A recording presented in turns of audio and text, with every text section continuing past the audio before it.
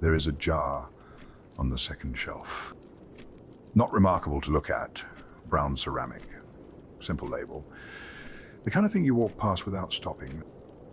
But this jar has a longer history than almost anything else in this shop, than most things humans have built or named or called important. The plant inside it was in human hands 30,000 years ago. Before writing, before cities, before bronze or iron or the wheel.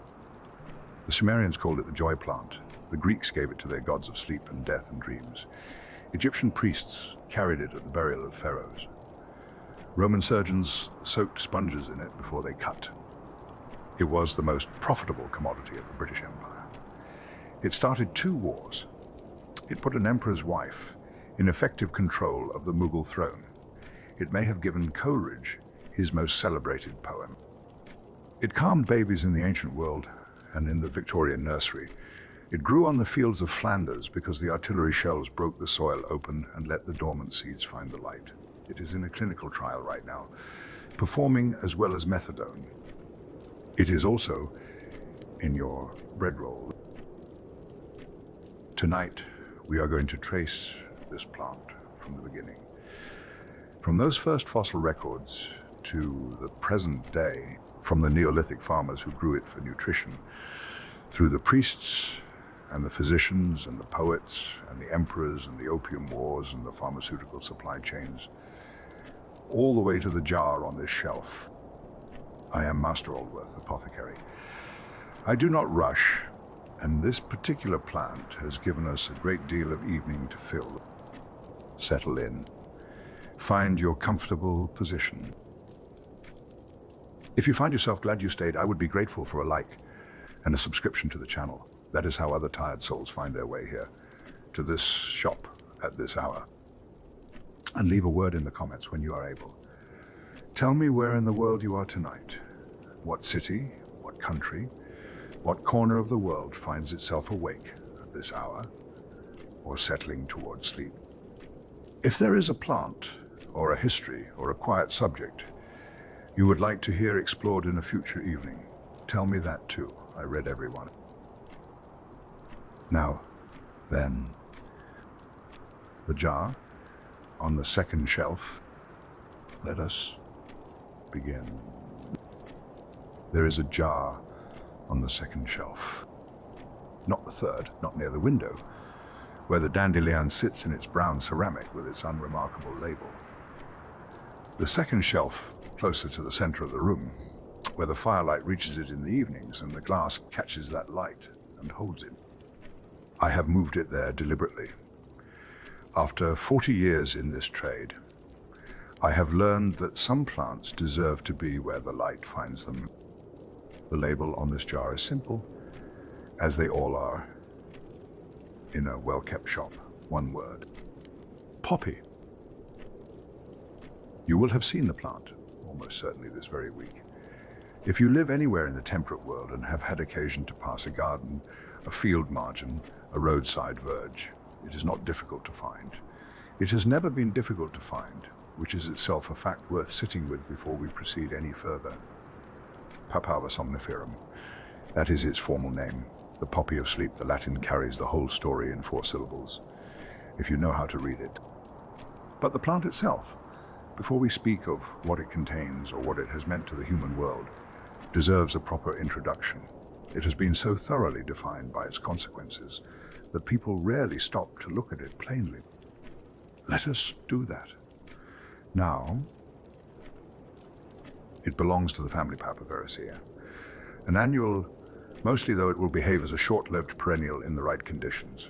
It is native to Turkey and the Mediterranean region, though that origin has long since been obscured by the thoroughness of its spread. It grows tall, over 1 meter in good soil in a good year. The stem is upright, and typically grey-green with a slightly waxy quality to the surface. The leaves clasp the stem loosely, blue-green and lobed, finely toothed at the margins. And then the flowers. The flowers are large, up to 15 centimeters across when fully open, which is, for a flower growing wild or in an unattended garden corner, an extraordinary size. They arrive at the top of long, nodding stems, the bud hanging downward before it opens, as though uncertain whether to proceed. Then they open, and when they open, they are remarkable.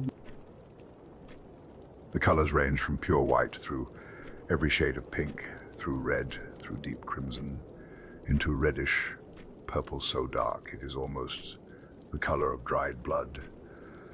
Some have petals that are plain and clean. Others have dark blotches at the base of each petal, deep purple marks like fingerprints pressed into the silk.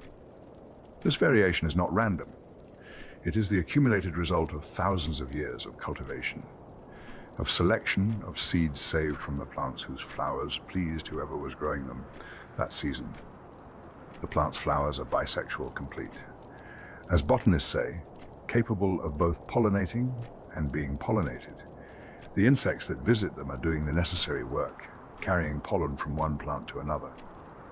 And the pollen of this particular poppy is light-colored, detail that sounds minor until you understand that it distinguishes this species from its close relatives at a glance. The oriental poppy carries dark blue pollen. The field poppy carries pollen that runs gray to dark green. Only Papaver somniferum produces this pale, almost creamy pollen that settles on the visiting bee's legs like fine flour. The flowers do not stay open indiscriminately. They follow the sun, heliotropic. The word is they open in bright light and close when the light dims or disappears. In the morning they turn toward the east. Through the day they track the arc. In the evening they close.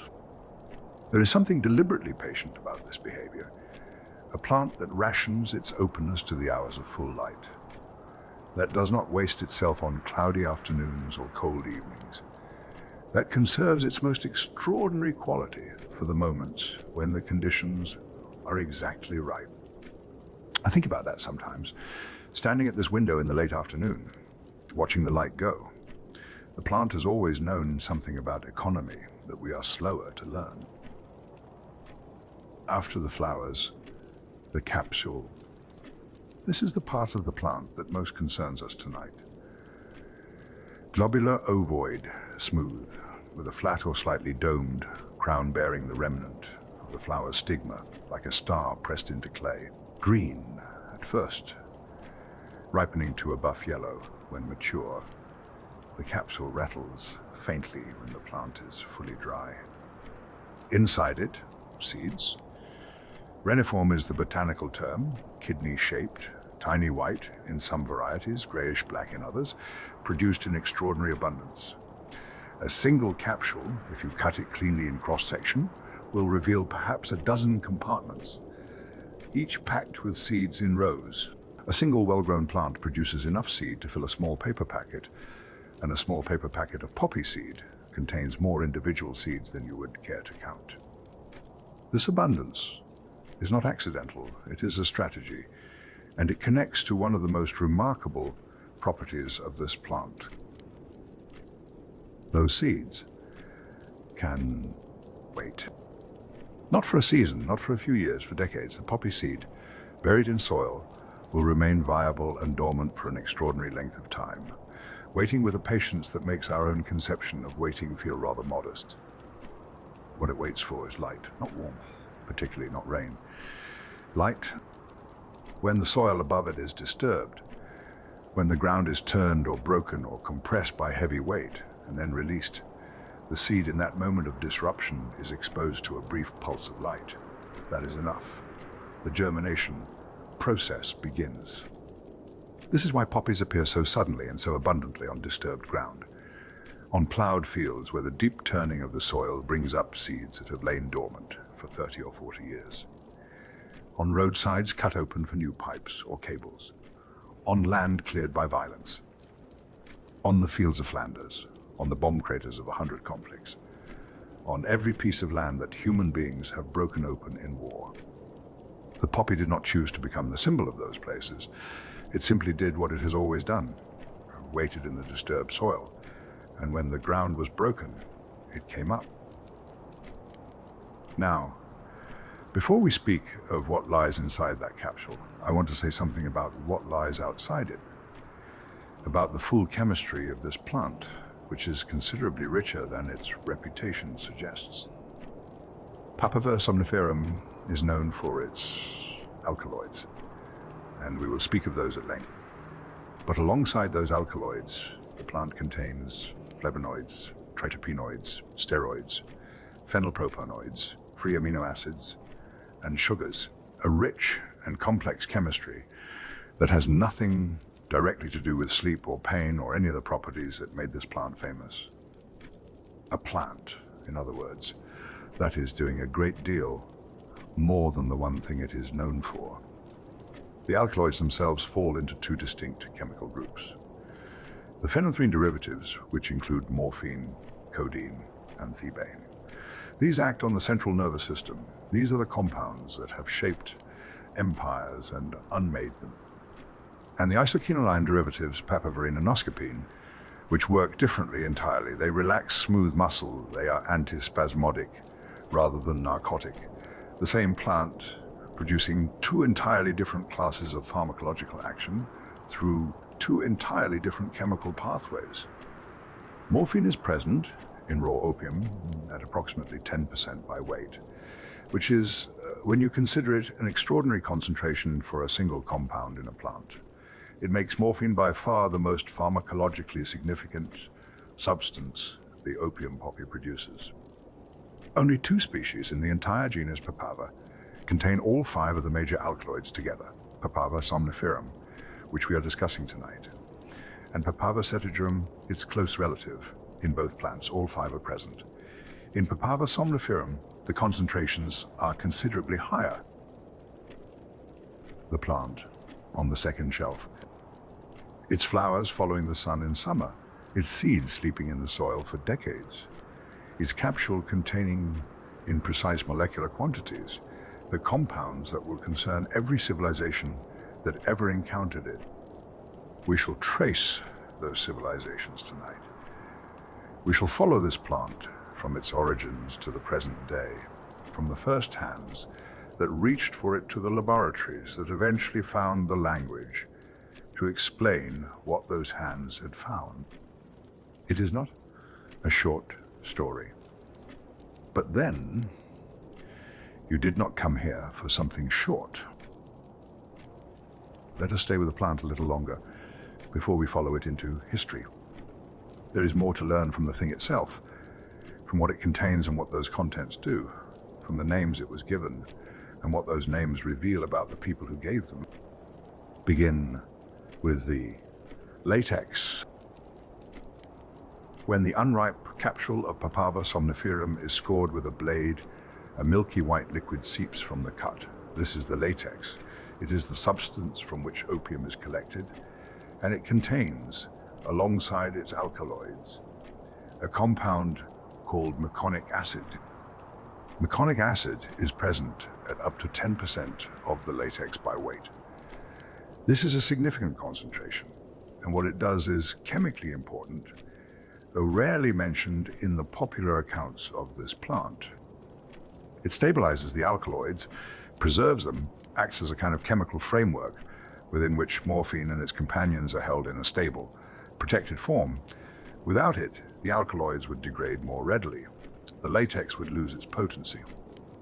The plant, in other words, has its own preservation system built in, its own internal apothecary, if you will permit me the conceit.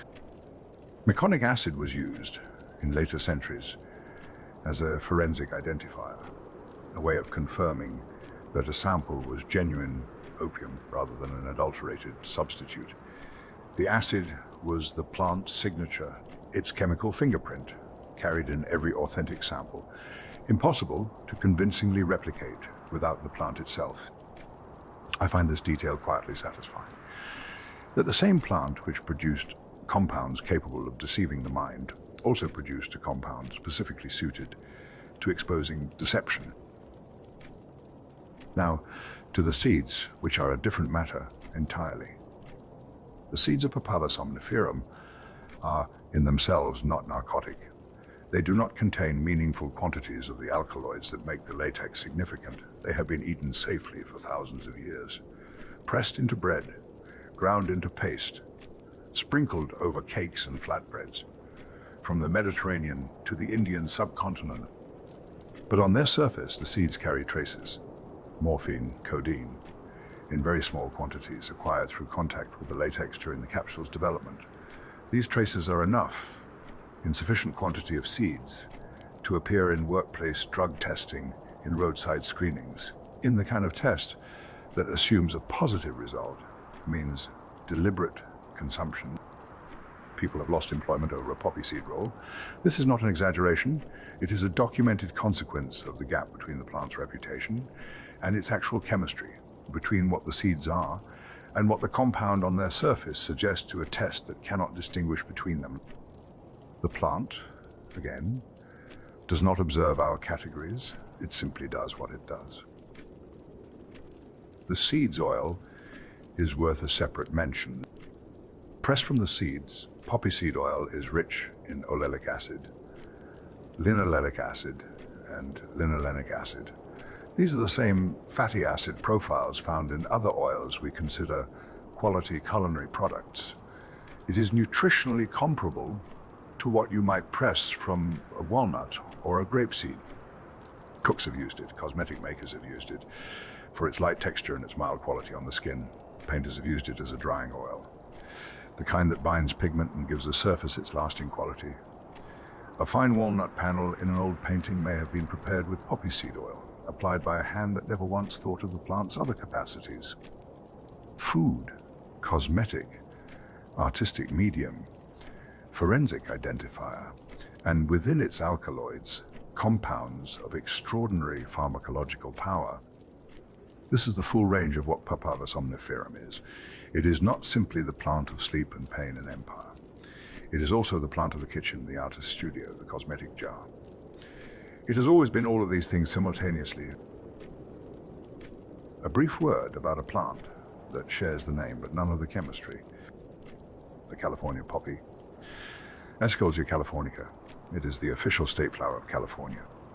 It blooms orange and gold in the dry hills. It is widely loved and widely grown. It is entirely unrelated to Papaver somniferum, a different genus, a different chemistry. No morphine, no codeine, no opium of any kind. The shared name is a matter of resemblance. The flower shape suggests poppy, the papery petals, the central capsule, the way the bud nods before opening. But beyond the visual similarity, these two plants have no more in common than I have with a man who happens to wear the same coat. I mention this not to diminish the California poppy, which has its own honest virtues, but because the confusion is common and the consequences of misunderstanding can be significant. Now, to the names, which are, as I have said before, in this shop, always worth examining. The word opium comes from the Greek. Opos, meaning juice, opium meaning poppy juice. It is one of the most direct etymologies in the Pharmacopoeia.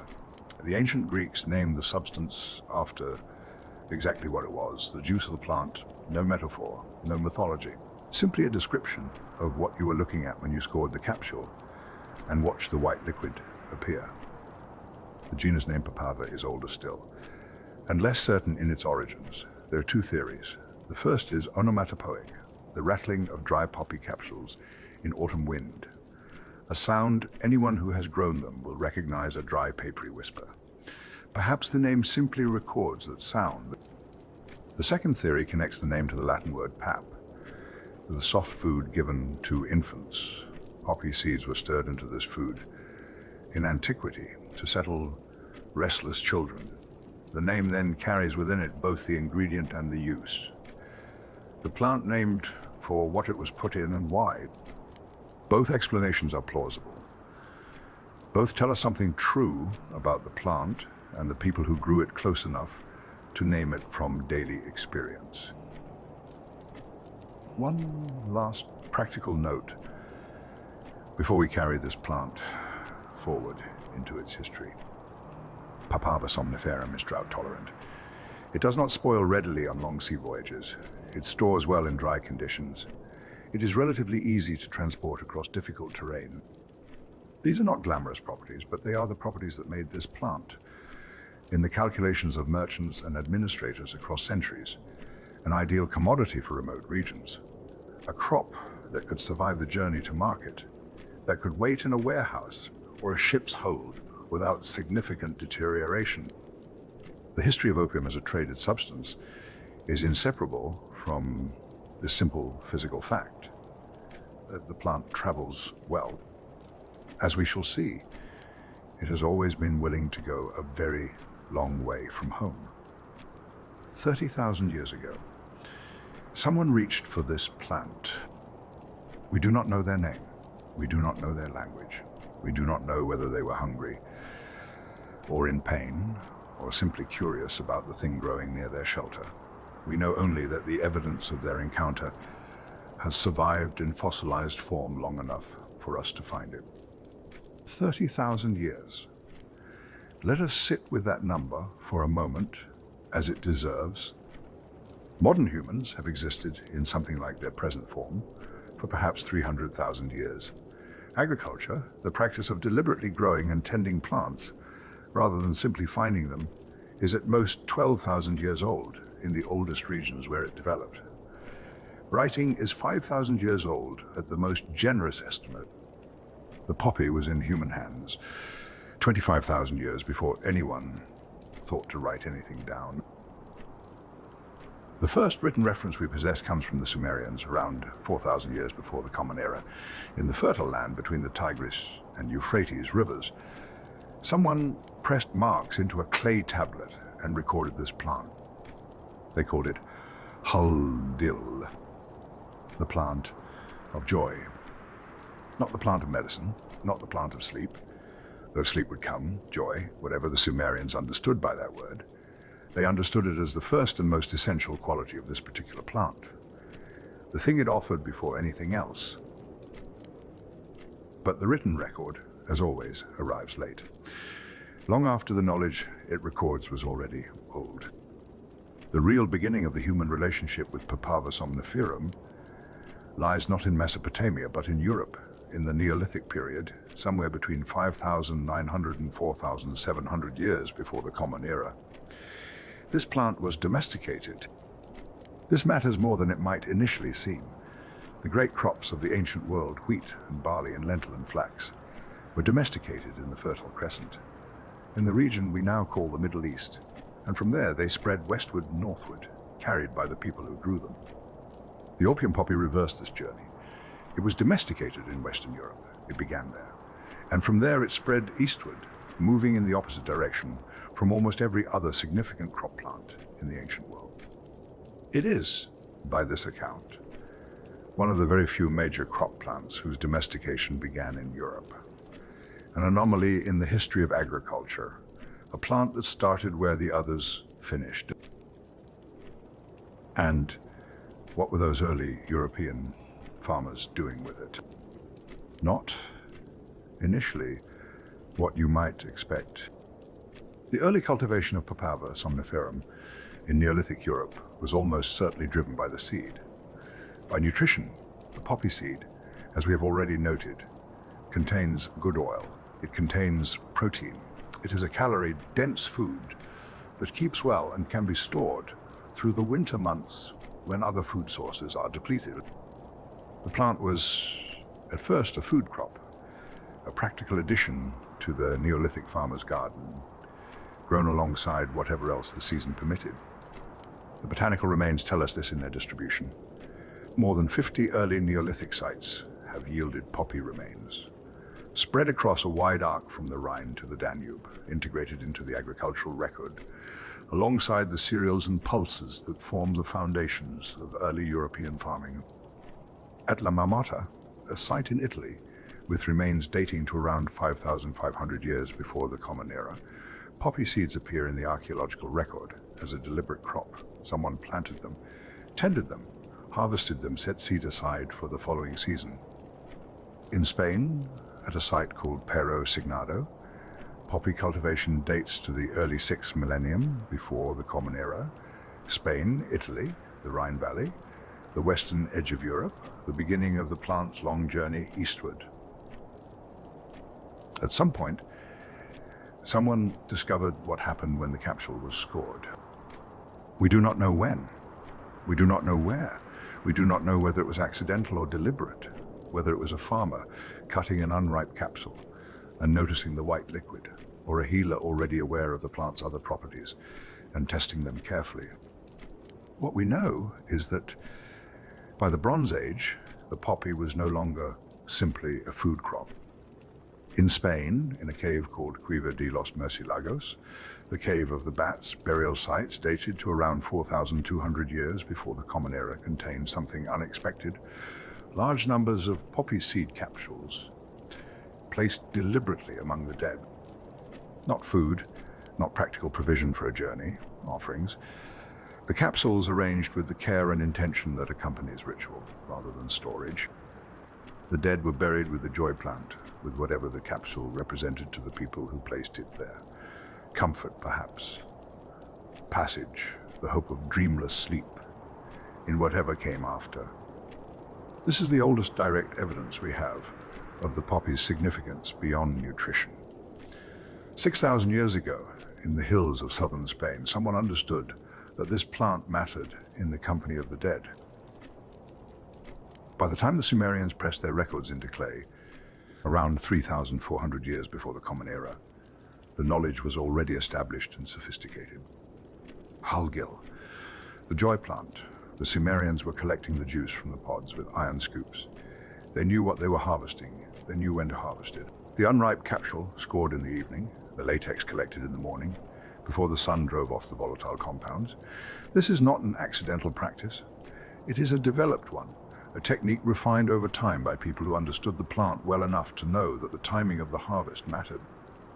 By approximately 3,000 years before the Common Era, Sumerian clay tablets were recording the poppy as a pain reliever and a sleep inducer. Two distinct applications, two different understandings of what the plant could do, already separated and named and written down. And then something even more remarkable. A clay tablet from approximately 2,100 years before the Common Era has been identified by some scholars as the world's oldest recorded list of medical prescriptions.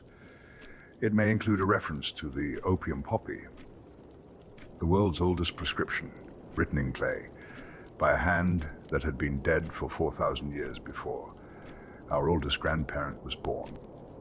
Whatever that prescription said, whatever formulation or dosage or instruction it carried, the fact of it tells us something important. By this date, the poppy was not simply a plant that people knew about. It was a plant that physicians felt obliged to write down how to use, to record precisely for someone who would need to know. That is the beginning of pharmacy, the beginning of the attempt to preserve and transmit medical knowledge in a form that outlasts the person who holds it. The poppy was there at that beginning. The Assyrians, who came after the Sumerians and built their own great civilization in the same region, gave the plant a different name. They called it the daughter of the fields. This name carries a different quality from the Sumerian joy plant. It speaks not of what the plant offers, but of where it belongs, of its relationship to the cultivated landscape. The daughter of the fields is a plant that has earned its place in the agricultural world. That belongs to the work ground, to the human-made landscape, as surely as a member of the household belongs to the house. The Assyrians were not being poetic in a merely decorative sense. They were recording something they had observed. This plant grew where people farmed. It thrived in the disturbed soil of cultivation. It had attached itself to human settlement so thoroughly that it could be described as a natural daughter of that settlement, which we now know is exactly correct. The dormant seeds awakening in disturbed soil, following the plow, following the spade, following every act of cultivation that broke the ground open and let the light reach what lay waiting below. From Mesopotamia, the plant moved as it had always moved, following the roots, finding the disturbed ground of new settlements, new fields, new civilizations, learning what their predecessors had already learned. To Babylonia, to Assyria, to Persia, to Egypt, to Greece. Each civilization encountered this plant on its own terms. Each one reached its own conclusions about what it was for, what it could do, how it should be used, and by whom and under what circumstances. And yet the conclusions, across cultures separated by language and theology and centuries, were remarkably consistent. It relieved pain, it brought sleep, it could, in excess, bring something more permanent than sleep. Every civilization that worked with this plant learned all three of these things: the useful, the dangerous, the irrevocable. None of them forgot any of it. By 1300 years before the Common Era, the poppy had found Egypt. Or rather, Egypt had found the poppy. The distinction matters. This was not a plant arriving unannounced in disturbed soil. This was a crop, cultivated deliberately, managed with the attention that Egypt brought to everything it considered valuable. The fields around Thebes produced what ancient sources called opium tabacum. They have an opium name for the city, a quality designation in the way that certain wines carry the name of their region, because the region itself has become a guarantee of what the product contains. The Egyptians were not simply growing it, they were trading it. The Phoenicians carried it, the Minoans carried it, across the Mediterranean in the ships of the Bronze Age, along the same routes that carried tin and copper, and the purple dye that made certain garments worth a fortune. The poppy moved in this company, among the commodities that defined the wealth of the ancient world. But within Egypt itself, the plant was not freely available to everyone. Access was restricted. The priests had it, the magicians had it, the warriors of Thebes had it, and in that distribution, we can read something important about how the Egyptians understood what they were handling. A substance given to priests belongs to the ritual world, to the management of the boundary between the ordinary and the sacred. A substance given to magicians belongs to the work of transformation, of altering what is present into something else. A substance given to warriors belongs to the endurance of what the body cannot otherwise endure. These are three different understandings of the same compound, and all three were present in Egypt simultaneously, held within a structure of restricted access that acknowledged, without stating directly, that this was a plant requiring careful governance. The pharaohs Thutmose IV, Akhenaten, Tutankhamun. Three of the most significant names in the history of ancient Egypt. The opium trade flourished during their reigns. Whether this was coincidence or policy, whether it reflected specific decisions made by these rulers, or simply the ongoing momentum of an established trade, we cannot say with certainty. But the association between these particular reigns and the height of the Egyptian opium trade has been noted by historians, and it places the poppy firmly at the center of the ancient world's most powerful civilization, at the moments of that civilization's greatest wealth and complexity.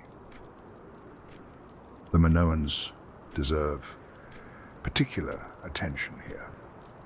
They were a seafaring people. Crete was their center. Their ships moved across the eastern Mediterranean with a confidence that came from centuries of accumulated navigational knowledge. And among the things those ships carried, opium. But the Minoans did not only trade the plant, they had understood something about it that went beyond commerce. There's a figurine, approximately 3,300 years old, found in Crete. It depicts a goddess, or a priestess, or perhaps something that was understood as both simultaneously, and her hairpins, the ornaments pressed into the clay of her representation, are shaped like poppy capsules. Look at those capsules carefully, in the representations that scholars have made of them. The incisions on the surface of the depicted capsule are not decorative, they are functional. They are the lateral scores that an experienced harvester makes to encourage the latex to flow. The goddess wears, in her hair, the specific technique of opium collection. This is not a coincidence of design. Someone made this figure who knew exactly what those marks on a poppy capsule meant, who understood that the incision and the latex that follows from it were the heart of the plant's significance, and who chose to represent that knowledge in the adornment of a divine figure. the sacred and the pharmacological, held together in a small clay hairpin. By 1100 years before the Common Era, the island of Cyprus had become a center of sophisticated poppy cultivation. What distinguishes the Cypriot record is a specific detail: the knives found in archaeological contexts associated with poppy cultivation on Cyprus are surgical in their quality. Precision instruments made with the care appropriate to tools that needed to perform a specific task at a specific depth without damaging the capsule beneath. This is specialized knowledge. You cannot score a poppy capsule carelessly and collect good latex. The cut must be shallow, deep enough to breach the surface, not so deep as to open the inner compartments where the seeds are held. The angle matters, the timing matters, the depth matters. Someone in Cyprus, 3,100 years ago, was making knives specifically designed for this task, which tells us that opium collection had by this point become a sufficiently important and specialized activity to justify purpose-made tools. On Cyprus, too, there is evidence that the plant was smoked. This is worth noting because it represents a different relationship with the compound than the medical preparations that dominate most of the ancient record. Inhalation works faster than ingestion. The effect arrives differently. The quantity consumed is harder to govern. And yet, despite all of this, despite the sophistication of the cultivation, the refinement of the harvesting technique, the trade routes carrying it across the Mediterranean, despite the ritual use, the medical use, the evidence of smoking in Cyprus, there is something notably absent from the ancient Mediterranean record. Evidence of widespread recreational use, of addiction in the modern sense of the social disruption that later centuries would associate so completely with this plant. It is not there, not in the Minoan record, not in the Egyptian record, not in the Greek record, not in the Roman record. Scholars have looked for it carefully, and what they find instead is ritual use, medical use, symbolic use. A plant present at the edge of the sacred and the dangerous, handled with the gravity that such a position requires. Turkish Asia Minor grew poppies for over 5,000 years with minimal local addiction or recreational use documented in the historical sources. This is a remarkable fact. 5,000 years, the same plant, the same knowledge of what it contained, and the social catastrophe we associate with it simply did not appear in those 5,000 years at the scale it would appear later. There is a lesson in that gap. I do not claim to know exactly what the lesson is, but it is there, and it deserves more consideration than it usually receives. The Greeks received the plant and added their own knowledge to it. Theophrastus, writing in the 3rd century before the Common Era, described the method of crushing poppies to extract their properties. This is notable because it represents a step backward from the more sophisticated technique of incising the capsule. The incision technique, it appears, had been temporarily lost, or perhaps not universally known. Theophrastus describes crushing, which is a less efficient method. The knowledge of incision was not rediscovered or not recorded in a way that survived until approximately 40 years of the Common Era. This is a reminder that knowledge is not always linear. It does not simply accumulate, it can be lost, it can narrow, it can survive in one place while disappearing from another. The poppy's history contains several such moments, places where the thread of understanding became thin. The Greeks also used the plant for purposes that go well beyond medicine in the comfortable sense. Opium combined with poison hemlock was used in ancient Greece to put people to death. Quickly, painlessly, as the ancients understood it, the combination was considered a humane form of execution. We know Socrates died drinking hemlock. Whether there was poppy in that cup is not certain, but the combination was documented and used, and the reasoning behind it is coherent enough. The opium suppressing the body's experience of what was happening, the hemlock completing the process. The Greeks also inhaled opium vapors, used it in suppositories, applied it as poultices, mixed it into compounds for specific medical purposes. Multiple delivery methods, multiple understandings of how to apply the same plant to different conditions and different parts of the body. This is the work of centuries of accumulated medical observation, of physicians testing and noting and refining. And beneath all of these practical applications, something older. From the earliest archaeological evidence, the poppy appears to have carried ritual significance. Anthropologists examining the record have suggested that ancient priests may have used it specifically as a demonstration of healing power. Consider what that would have looked like. A patient in pain, a priest who could offer relief where nothing else had offered relief. The authority that act would have conferred, the understanding that would have grown around it. The healer and the divine in many ancient cultures were not clearly separated. What the healer could do that others could not do was evidence of a special relationship with forces beyond the ordinary. A plant that could remove pain, that could grant sleep to someone who had not slept, that could carry a person beyond the limits of what the body could otherwise endure, was not simply a medical tool. It was evidence of something, what that something was. Each culture answered differently, but they all acknowledged that it required an answer. The Greeks were precise about what they did not understand. When something exceeded explanation, they did not leave it unnamed. They gave it a god, a figure whose nature embodied the thing that could not be accounted for by ordinary means, a way of saying, this force is real, it operates in the world, it requires acknowledgement and respect, even if we cannot fully describe its mechanism. The poppy received several gods. Hypnos was the god of sleep. He was depicted wearing a crown of poppies. He lived in a cave near the river, the river of forgetfulness, where the dead came to drink before their souls continued their journey. The poppy grew around that cave. It grew in the place where sleep and forgetting met. This is not accidental mythology. The Greeks understood with precision what the poppy's compounds did to a person. They induced sleep, they induced forgetting. They could dissolve the memory of pain, of grief, of whatever had become too heavy to carry through the ordinary hours. The cave of Hypnos, the river of Lethe, the crown of poppies. 3 images for one pharmacological truth. Hypnos had a twin brother, Thanatos, the god of death. And Thanatos also wore a crown of poppies, the same crown, on different heads, on the god of sleep, the god of death. This is the most elegant statement in all of ancient pharmacology. 2 gods, indistinguishable in their adornment, representing 2 outcomes that are pharmacologically indistinguishable in kind and differ only in degree, sleep and death, the same compound, a larger dose. The Greeks who designed this mythology knew exactly what they were doing. They were encoding, in the language of divine figures, the essential truth about this plant, that the line between its therapeutic and its lethal dose was a line you could cross without realizing you had moved.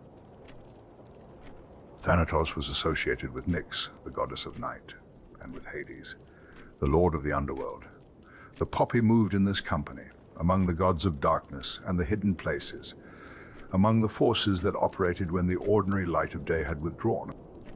Hades himself carries a poppy connection that is easy to miss.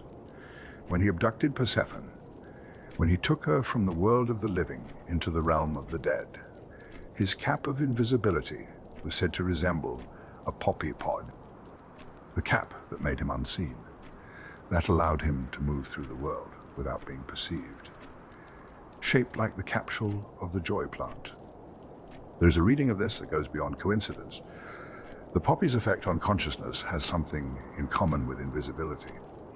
The person under its influence is present, but not fully accessible, withdrawn from the ordinary world without having physically left it, there but not there. Morpheus was the god of dreams. He is depicted carrying poppies, surrounded by them. They are as essential to his representation as wings are to the figure of a messenger god. The poppy and the dream in Greek visual language are inseparable. When Friedrich Sertana isolated the primary alkaloid of opium in 1804, he named it after this god, morphine, from Morpheus. Sertana was a pharmacist assistant in Westphalia, young and working largely without formal training, isolating a compound that no one had successfully isolated before. He tested it on himself and on others. He understood what he had found. And he reached back across 2,000 years of Western history to the Greek god of dreams and gave the compound his name. The tradition of naming ran forward and backward simultaneously. The ancient Greeks had recognized the connection between this plant and dreams deeply enough to give that connection a divine figure. The 19th century scientists recognized the same connection deeply enough to preserve it in the name of the molecule. Homer, writing several centuries before Theophrastus, placed the poppy in the Odyssey in a form that has fascinated scholars ever since. The drug is called Nepenthe. Helen of Troy, in the 4th book of the Odyssey, adds it to wine and gives it to the grieving men around her. It dissolves sorrow, it induces forgetfulness. Those who drink it cannot weep for a father's death or a son's. The grief simply does not come. Scholars have debated for centuries what Nepenthe actually was. The candidates include opium preparations, cannabis, and various other substances. The majority opinion arrived at through careful consideration of the described effects, the cultural context, and what was available in the ancient Mediterranean is that Nepenthe was most likely an opium preparation. If so, Homer was describing the pharmacological action of morphine in verse, the dissolution of grief, the interruption of normal emotional processing, the temporary mercy of forgetting what one cannot otherwise stop feeling. He was also in describing Helen's casual use of it, giving us a glimpse of how the plant was understood in the heroic world, as a gift, as something offered between people in moments of unbearable sorrow, as medicine in the oldest and most humane sense. Demeter, the goddess of grain and harvest, carried poppies. The association is agricultural as well as pharmaceutical. The poppy grew among the grain. It appeared in the fields where Demeter's gifts were cultivated, and Demeter's great grief, the loss of her daughter Persephone to the underworld, connected her to the poppy's other dimension. She held poppies to soothe that grief. The goddess of the harvest, mother of the girl taken by death, turning to the joy plant for comfort. Persephone herself brought poppies into being in the mythology, where her tears fell after her abduction. The flowers sprang from the earth, the cycle of life and death and reluctant to return, written in the poppy's annual emergence from the ground. Aphrodite also wept. Her tears fell when Adonis died, and from those tears too, poppies arose. And Cyprus, Aphrodite's birthplace, was by 1100, before the Common Era, already one of the most significant centers of opium cultivation in the ancient world. The goddess born on the island where the plant was most carefully grown, her tears producing the flower. The mythology encoding a geographical truth in the language of divine weeping. The Minoan figurine at Gazi deserves its own moment here. It is large, 775 millimeters tall, which makes it a substantial sacred object rather than a small household amulet. 3 movable pins in the shape of poppy capsules rise from the crown of the figure's head. The archaeologist Spyridon Marinatus called this figure the patroness of healing, not the goddess of sleep, not the goddess of opium, the patroness of healing. This is a significant designation. It tells us how the Minoans framed the plant's primary significance, not as something that brought oblivion, not as something that brought pleasure, as something that healed, as something whose primary identity in the religious imagination of a sophisticated Bronze Age culture was therapeutic. 3 3 pins on a figure large enough to preside over a ritual space, the poppy at the center of a healing cult. The plant adorned the statues of Apollo, god of medicine and light, of Asclepius, whose serpent staff remains the emblem of medicine, of Pluto, lord of the underworld, of Demeter and Aphrodite, and the Phrygian mother goddess Cybele, and the Egyptian Isis. This list is worth reading slowly. Gods of medicine, gods of death, gods of harvest, gods of love, gods of the night sky. What do they share? Each presides over a domain in which the poppy's properties are relevant. Each represents a force that the poppy could, in the right circumstances, be understood to serve or to embody. The ancients did not assign plants to gods arbitrarily. They observed the plant, they understood its effects, and they placed it in the company of whatever divine powers those effects most resembled. That so many gods wore the poppy's crown, or held its capsule, or grew it at their feet, tells us something about the range of the plant's perceived significance.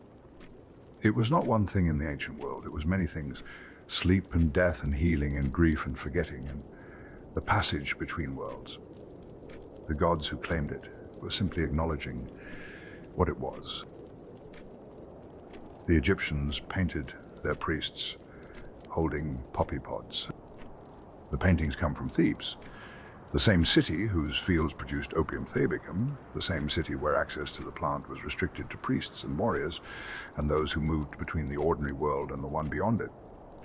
In these paintings, the priests carry the capsules, not as medicine, not as a crop to be harvested or a commodity to be traded. They carry them in the context of burial, in the rituals that attended the dead on their way out of the living world. The belief, as best we can reconstruct it across 4,000 years of distance, was that the poppy helped the dead dream peacefully on their journey to the afterlife, that the same compound which brought sleep to the living could ease the passage of the newly dead into whatever came next. This is a beautiful and coherent theology. If sleep and death wear the same crown, as the Greeks would later encode in their twin gods, then a substance that governs the threshold of sleep governs something adjacent to the threshold of death. The priests who carried poppy pods at burial were not being superstitious. They were being consistent. The Greeks and Romans inherited this association and built on it. Poppies were offered to the dead, placed at graves, used to appease deceased individuals who might otherwise be unsettled in their new existence. The idea that the dead might dream, that the quality of that dreaming could be influenced by what was offered at burial, persisted across the Mediterranean world for centuries. On tombstones across the Greco-Roman world, the poppy appeared as an emblem, not of grief in the way that later centuries would use it, of eternal sleep, of the peace that lies beyond waking. A carved poppy capsule on a grave marker was a statement of intent and of hope. May this person sleep. May that sleep be without disturbance. The poppy on the tombstone and the poppy crown on Hypnos are the same image. The same prayer carved in stone rather than pressed in clay. The Romans, receiving the Greek tradition, translated its gods, and kept their associations intact. Hypnos became Somnus, the sleep bringer, and in that Roman name lies the second word of the poppy's formal designation, Papaver somniferum. The sleep-bearing poppy, Somni, from Somnus, from Hypnos, from the god who wore the poppy crown.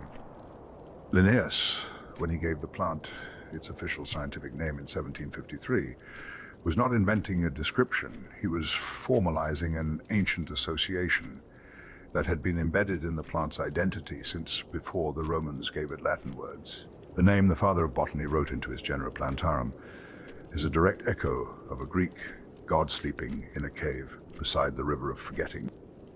These threads are long. They reach further back than we usually remember to look. The Romans also connected the poppy to Diana, goddess of the moon. This is a different association from sleep, though related to it. The moon governs the night. The poppy closes at night, and opens to light. The moon pulls tides, governs cycles, operates on the hidden rhythms of living things. Diana, as the moon goddess, presided over these same hidden rhythms. There is also the nocturnal character of opium collection itself. The capsule scored at evening, the latex collected in the morning, a critical moment happening in the hours of darkness under whatever light the moon provides. Diana's domain included childbirth, the governance of the body's most extreme passages. Here we find a connection to a stranger corner of the Roman tradition. In Tuscan lore, the goddess Laverna was associated with thieves and with the margins of respectable society. Her followers in this tradition used the poppy to ease the pains of childbirth. This is the poppy's medical use appearing in an unexpected social context. Not in the temple of Asclepius, not in the household of a wealthy Roman matron attended by a Greek physician. Among the people who occupied the edges of the official world, who had their own relationship with whatever substances were available to them, and who applied what they knew to the most immediate and most unavoidable of human experiences. The poppy moved through all strata of ancient society. The priests and the marginalized, the warriors and the mourners, the physicians and the followers of the thieves' goddess. It did not distinguish between them. The Romans also carried a figure called Letum, an embodiment of death understood not as punishment or violence, but as a natural completion. In the Roman theological framework, the poppy's association with Letum represented something that might be translated as divine compassion in death, the plant at the moment of natural ending. Not the poppy of execution, not the poppy of the battlefield, but the poppy of the death that comes gently in the way that sleep comes. This is a distinction that required the experience of many generations to articulate, the recognition that there are different kinds of death, and that the poppy attends some of them in a capacity we might call merciful. Now to the deepest and most closely guarded ritual use of the ancient world, the Eleusinian Mysteries. These were religious rites held annually near Athens for over 2,000 years. They were among the most significant religious institutions of the ancient Greek world. Virtually everyone of importance in antiquity was initiated into them. They promised to those who underwent the initiation knowledge of what awaited after death, a transformation of consciousness that was described by initiates as the most significant experience of their lives. What happened in the innermost chamber of the mysteries is not directly recorded. The penalty for revealing the rites was death, and that penalty was taken seriously enough that the full details have not survived. What we do know is that the initiates drank a ritual beverage called the kykeon, and scholars examining the historical evidence have argued with considerable care that this drink may have contained psychoactive substances. The poppy is among the candidates. The Eleusinian Mysteries were associated with Demeter and Persephone, with the cycle of death and return, with grain and with what lies beneath the grain. The poppy grew among the grain. Demeter held poppies to soothe her grief. The imagery of the mysteries is saturated with exactly the flowers and figures we have been tracing tonight. Whether the kykeon contained opium, ergot, or some other preparation, we cannot say with certainty. The scholars who have made the case are careful and serious. The mystery remains a mystery, which is perhaps appropriate. But the Iberians and the Greeks used poppy capsules in initiation rites. The historical record confirms this much. Sleep induction as part of ritual, the boundary between ordinary consciousness and something beyond it, crossed with the assistance of the plant. The funerary offering and the initiation rite are connected by the same logic. Both involve a crossing. Both involve a temporary or permanent passage beyond the ordinary condition. Both, in the ancient understanding, might be assisted by the plant that governed the threshold of sleep. These ancient associations proved extraordinarily durable. In the 19th century, the Danish sculptor Bertel Thorvaldsen created a relief called Night. It depicts an angel with poppy-twined hair, carrying two children, one sleeping and one dead. The classical tradition, the twin gods of sleep and death with their shared crown, rendered in the artistic language of the 1800s. Thorvaldsen was not inventing an image. He was working within a tradition so deep and so consistent that it had survived 2,000 years of changing cultures, changing religions, changing artistic styles, and arrived in the 19th century still recognizable. The poppy and sleep and death wound together like vines. And then, at the turn of the 20th century, a children's novel, L. Frank Baum published The Wonderful Wizard of Oz in 1900. In it, Dorothy and her companions walk into a field of enchanted poppies and fall into a sleep from which they cannot wake themselves. An eternal sleep from which they must be rescued by external intervention. Baum was an American writing for children, and yet the myth he reached for, consciously or not, was the myth that the ancient world had constructed around this plant over 3,000 years of religious and cultural practice. The field of poppies, the sleep that takes you unaware, the difficulty of return from the place the flowers carry you. Hypnos and Thanatos, Persephone and the underworld, the initiates of Eleusis crossing the threshold between ordinary consciousness and what lay beyond it. The mythology had so thoroughly saturated the Western imagination that a writer for children in 1900 could reach for it without effort, without footnotes, without explanation. His readers understood immediately what a field of poppies meant. Some knowledge runs deep enough that it does not need to be taught. It simply persists. Let us begin with the harvest, with the specific, skilled act that made everything else possible. The immature capsule, green smooth, the size of a small egg inside it, the seeds are forming, the alkaloids accumulating in the latex that runs through the capsule wall. The harvest arrives in the afternoon. Not the morning, the afternoon when the sun has had time to warm the capsule and the latex is moving freely through the plant's tissues. The tool is called a nushtar, a lancing knife with multiple blades. The blades are set at a specific depth, not adjustable by guesswork, fixed so that the cut goes deep enough to breach the capsule wall and release the latex, but not so deep that it enters the inner chamber where the seeds are held. The incisions are made laterally around the capsule. The white latex seeps out immediately, slowly, from each cut. Then the harvester leaves it. Overnight, the latex continues to seep, thickens in the air, darkens from white to brown as it oxidizes. In the morning, before the sun warms it again, the dried latex is scraped from the capsule surface with a blunt tool. This is raw opium.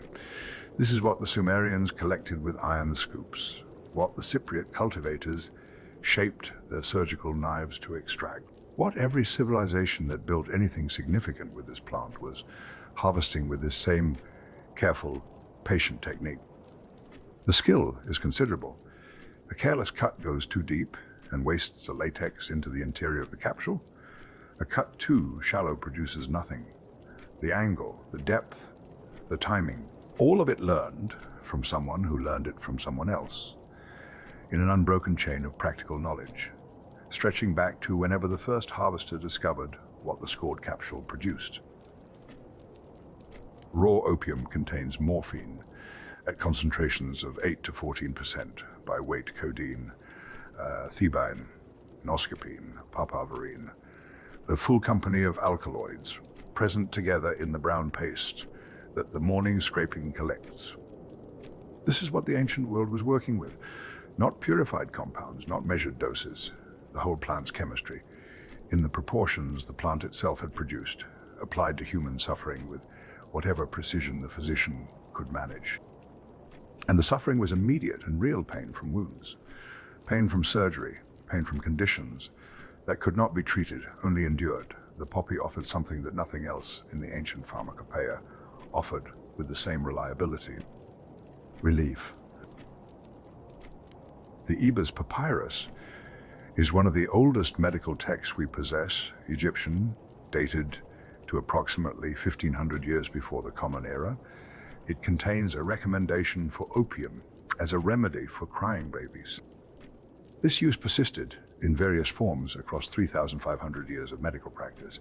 Into the 20th century in some regions, preparations called Godfrey's cordial in England, Mrs. Winslow's soothing syrup in America, both contained opium. Both were given to infants to quiet them.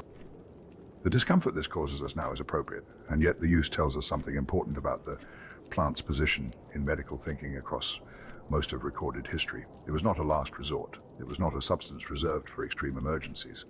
It was the thing you reached for when suffering needed to be addressed, and nothing gentler was adequate. For 3,500 years, that reasoning was applied to everyone, including children. The ancient Greeks understood surgical anesthesia as a practical problem requiring a practical solution. The solution was the Spongia somnifera, the sleep-inducing sponge. A sponge soaked in opium and in other preparations, depending on the practitioner and the circumstances, held beneath the patient's nose, the vapors inhaled. The patient rendered insensible enough to permit the work of surgery. This is anesthesia, not by the name, which would not arrive for another 2,000 years. But in its essential character, the deliberate removal of consciousness in order to permit a medical procedure, it is anesthesia. The Romans continued this practice. Celsus, the Roman medical writer, recommended opium before surgery as a standard preparation, not as something experimental or controversial, as the established approach of a competent physician. Dioscorides, whose De Materia Medica remained the foundation of Western pharmacology for over 1,000 years, went further. He described the use of mandrake, mixed with wine for limb amputation. Mandrake contains scopolamine and hyoscyamine, compounds with their own sedative and amnesiac properties. Combined with opium, the mixture would have produced a state of unconsciousness adequate, in many cases, for major surgery. An ancient surgeon removing a limb was not simply relying on the patient's courage and a leather strap between the teeth. There was a pharmacology available, not perfect, not reliable in the way that modern anesthesia is reliable, but present, considered, applied with whatever skill and knowledge the physician possessed. Dioscorides also documented opium's use for asthma, for stomach conditions, for poor eyesight.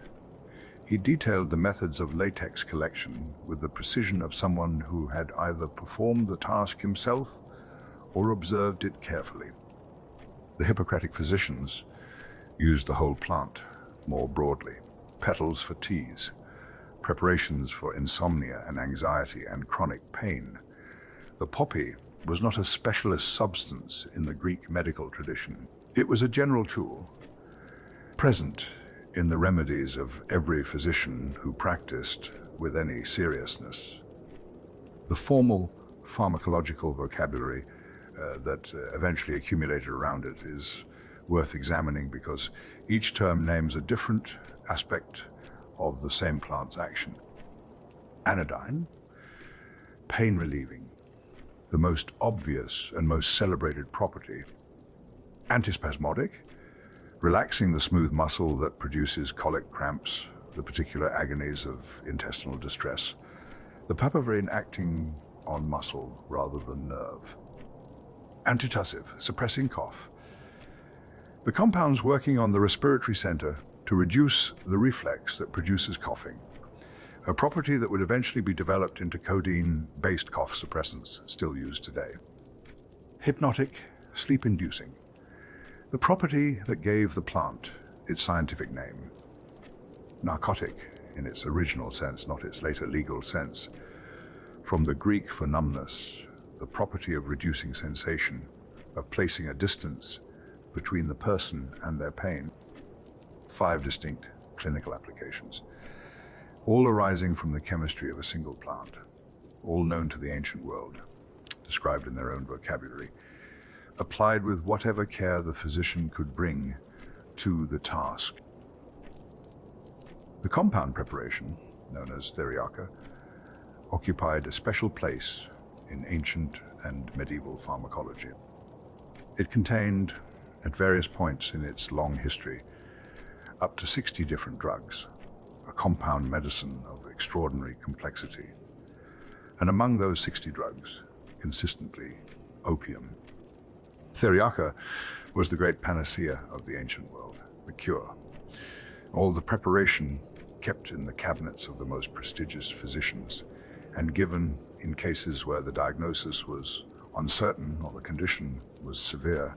It was used across the ancient world and then carried forward into the medieval period.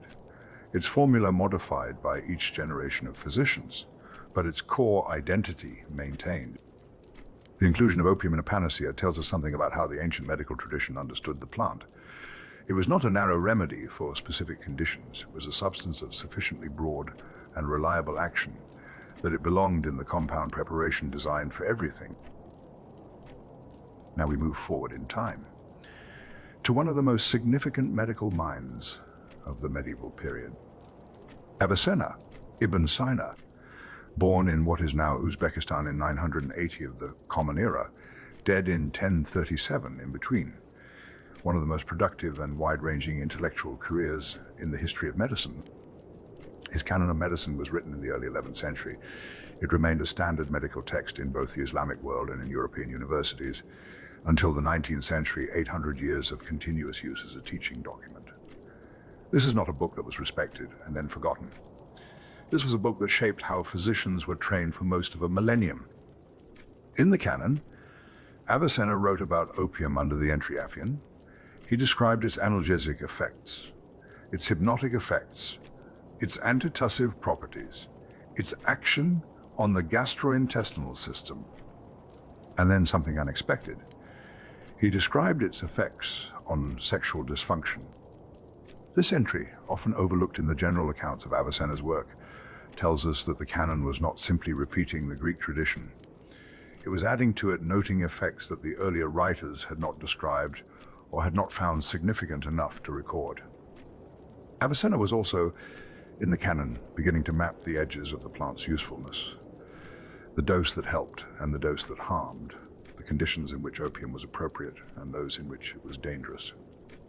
The Arab scholars of the medieval period preserved and extended the medical knowledge of antiquity with a care and rigor that European medicine would not match until the Renaissance. When that knowledge returned to Europe, carried in translated texts, the Arab physicians came with it, their observations, their refinements, their careful accumulation of clinical experience over centuries. In 12th century India, the ancient medical treatises, Shodal Gadanigra and Sharangla Samhita, were describing opium's use for diarrhea and for sexual debility. These applications appear independently in the Indian tradition, arrived at through the same process of extended observation that produced the Greek and Arab medical records. Diarrhea is worth particular mention. Opium's effect on the gastrointestinal system, its capacity to slow intestinal motility and reduce fluid secretion, made it the most effective treatment for dysentery and cholera available to the pre-modern world. In an era when these diseases killed reliably, and often opium was not merely a comfort, it was a life-saving intervention. The difference between a patient who could retain enough fluid to recover and one who could not.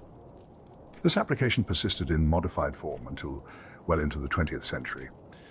Paregoric, a camphorated tincture of opium, was a standard treatment for diarrhea in British and American medicine until relatively recently. The manuscripts of Pseudo Pulius, circulating in Europe in the 10th and 11th centuries, describe the common field poppy Papaver rhoeus as a substitute for Papaver somniferum in cases where the true opium poppy was unavailable. The field poppy, the red one, the one that grows on disturbed ground and on the slopes of Flanders and along every roadside in late spring. Modern pharmacology has confirmed that this substitution had genuine chemical basis. The field poppy contains an alkaloid called rohidine, which acts on at least 3 opioid receptors. Its potency is considerably less than morphine's, but the direction of the effect is the same. Mild analgesia, mild sedation, the poppy's analgesic character present in a diminished form in its red-flowered relative. The medieval physician who lacked Papaver somniferum and reached for Papaver rhoeus was not making a useless substitution. They were applying a reduced version of the same pharmacological action, less potent, but not nothing. In Safavid Persia, a physician named Imad al-Din Mahmud ibn Masud Shirazi wrote something that had never been written before. A treatise dedicated entirely to opium. Not a chapter in a larger medical work, not an entry in an encyclopedia, a complete standalone text on a single subject. He called it Aphunia. The Aphunia covered the plant's medical uses in detail, its formularies, how to prepare it, how to dose it. And then, with a frankness unusual for its era, it addressed addiction and side effects. This is the first known comprehensive treatment of opium dependency in the medical literature, written by a Persian physician in the Safavid era, a period of sophisticated intellectual and artistic culture applying the same rigor to the problem of excessive use that Avicenna had applied to the compound's therapeutic properties. The Aphunia understood something that the Western medical tradition would take considerably longer to formally acknowledge, that the same compound which healed also harmed, that the dose which relieved pain today could create a different kind of suffering tomorrow, that the plant's most celebrated property was inseparable from its most dangerous one. In the 16th century, a figure who divided the medical establishment of his era developed a preparation that would carry the plant into the modern world under a new name. Paracelsus was Swiss. He was brilliant, combative, iconoclastic, and often difficult to work with. He rejected the accumulated authority of the Greek medical tradition in ways that made him enemies and allies in roughly equal measure. He dissolved opium in alcohol, added lemon juice, created a tincture that he believed had properties superior to raw opium alone. He called it laudanum. The name comes from the Latin laudare, to praise, the praiseworthy medicine. Laudanum would go on to become one of the most widely used medicines in European history. In the 17th and 18th and 19th centuries, it was available without prescription from any apothecary, used for pain, for cough, for insomnia, for anxiety, for menstrual discomfort, for the general weight of existence in eras when existence was considerably more painful than it is now. Writers took it, poets took it, workers took it. Mothers gave it to children, physicians prescribed it as a matter of routine. Paracelsus could not have known what he was introducing into the domestic pharmacopoeia, or perhaps he could. He was, after all, the man who also wrote that the dose makes the poison. The phrase applies precisely to the substance he dissolved in alcohol and named with praise. The praiseworthy medicine, in the right hands, at the right dose, for the right patient, at the right moment, and in every other circumstance, something more complicated. Thomas Sydenham was not a man given to half measures. He was an English physician of the 17th century, sometimes called the English Hippocrates, a designation that speaks to how seriously his contemporaries regarded his clinical judgment. And in 1680, he took the preparation that Paracelsus had introduced a century earlier. His laudanum mixed opium with sherry wine. He added herbs for what he called purification.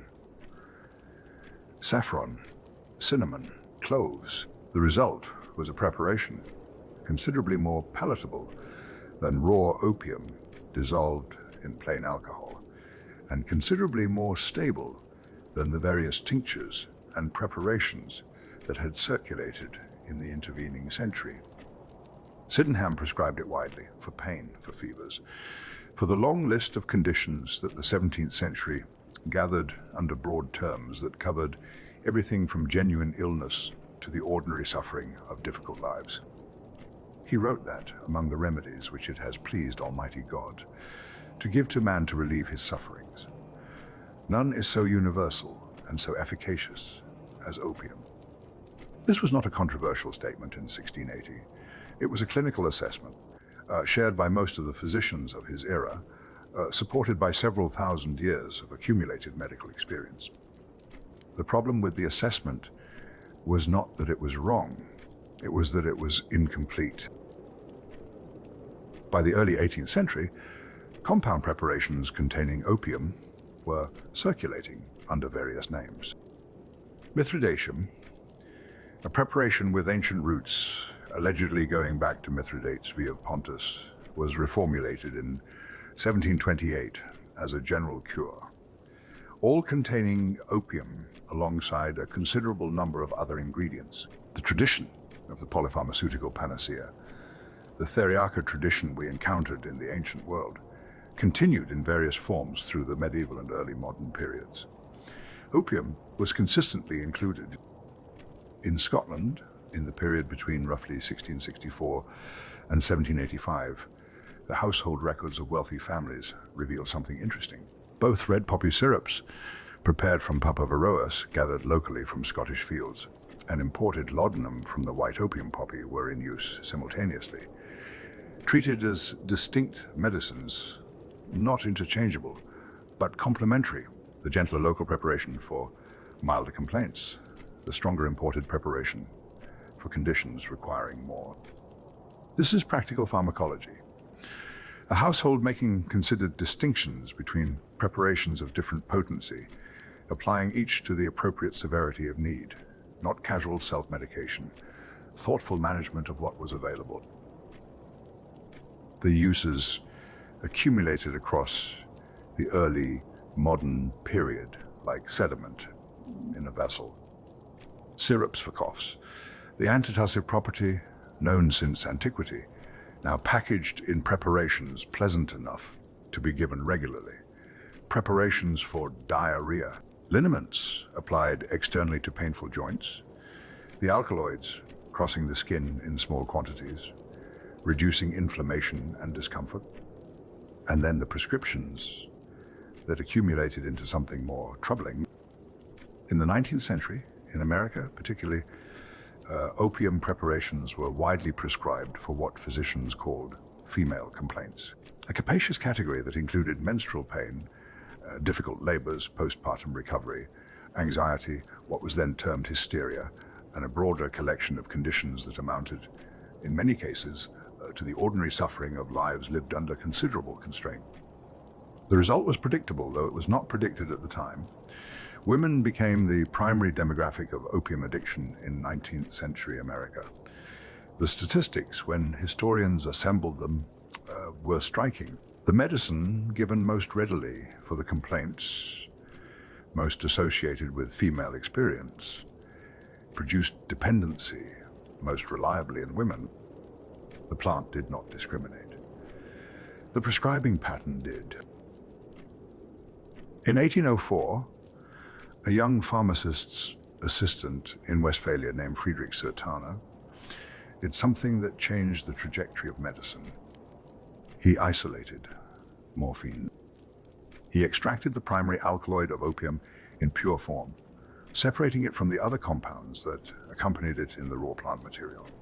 He tested it on mice, then on himself and 3 of his friends at doses that came close to killing them. He understood what he had found, and he named it for Morpheus, the god of dreams, as we have already noted. The isolation of morphine was a landmark in the history of pharmacology. For the first time, a physician could administer a known quantity of a known compound rather than a variable preparation of uncertain potency derived from plant material that varied by season, by growing conditions, by the skill of the harvester, and the age of the preparation. This was, in principle, an enormous advance. Precision where there had been approximation, measurement where there had been experience and intuition. The hypodermic syringe arrived in the 1850s, The combination of purified morphine and direct injection into the bloodstream tripled the efficacy of the compound compared to oral administration. The effect was faster, stronger, more complete, and considerably more addictive. The isolation of the compound and the refinement of the delivery method had removed, step by step, the natural buffers that the whole plant provided. The slower absorption of oral preparations, the variable potency of plant-derived tinctures, the social and practical barriers of a substance that required preparation and ritual to administer. In their place, a syringe and a pure compound and a faster route to dependency than the ancient world had ever managed to produce. But let us stay with the chemistry for a moment, because the alkaloids of Papaver somniferum are not simply historical curiosities or pharmacological problems. They are the raw materials from which a significant portion of modern medicine is built. Thebaine, the third of the three phenanthrene alkaloids, present in opium in smaller quantities than morphine or codeine, mildly toxic on its own, not used directly as a medicine in its natural form. But thebaine is the starting material for a remarkable range of semisynthetic opioids: oxycodone, hydrocodone, hydromorphone, buprenorphine, which is used not to create dependency, but to treat it. Every prescription of oxycodone begins with a poppy capsule. Every dose of buprenorphine given to someone trying to withdraw from opioid dependency begins with a poppy capsule. The same plant, one of its alkaloids going in two different directions, serving both the condition and the treatment for the condition. This is a strange loop, and it has no clean resolution. It is simply what the chemistry produces when human beings work with it long enough and cleverly enough. Papaverine deserves its own careful attention. It is an isoquinoline alkaloid. The other chemical group, the one that acts on smooth muscle rather than on the central nervous system, papaverine does not produce analgesia. It does not cause sedation. It is not, in the strict sense. What it does is dilate blood vessels, coronary arteries, cerebral arteries, pulmonary arteries, the vessels that supply the heart, the brain.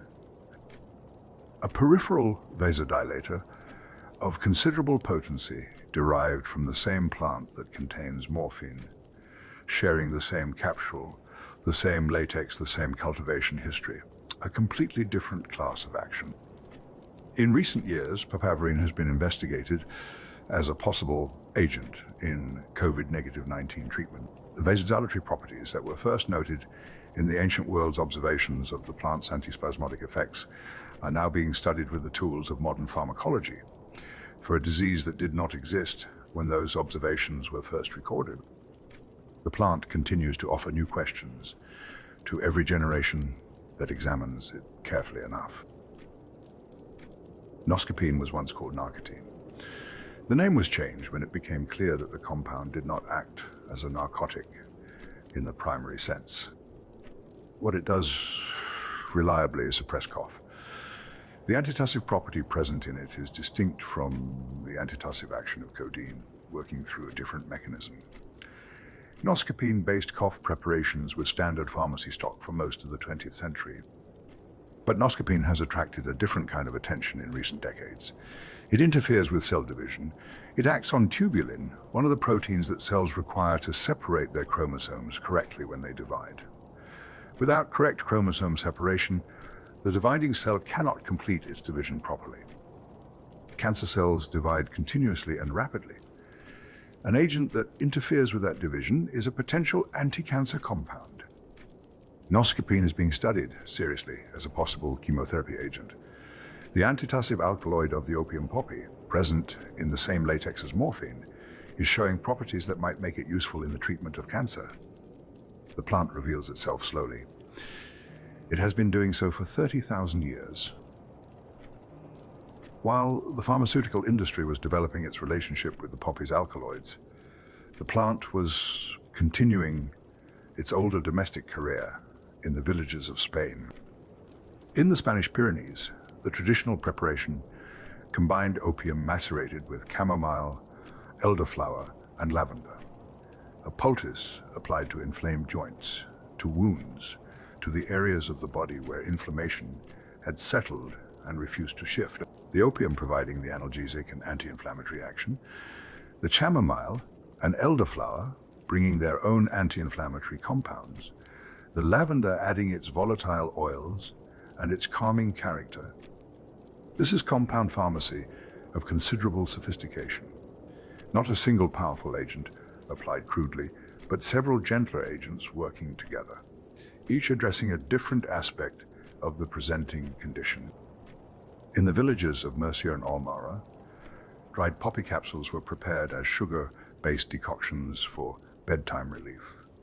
The sweetened preparation given in the evening to those in pain or unable to sleep. A domestic application of the same chemistry that Sydenham had formalized in his laudanum arrived at independently through generations of village practice. In Andalusia, in Aragon, in Castile, capsule infusions were given to settle infant colic and to help the elderly sleep. These practices persisted into the middle of the 20th century. Villages using the poppy in the 1950s and 1960s in ways that would have been recognizable to the physician of ancient Egypt who recommended it for crying babies 3,500 years earlier. The thread is unbroken. It runs from the Ebers papyrus to a kitchen in rural Spain in 1955. The same plant, the same application, the same careful domestic knowledge of what it could do and what it required in return. In 1930, a Hungarian chemist named Janos Kedai developed a process called poppy straw processing.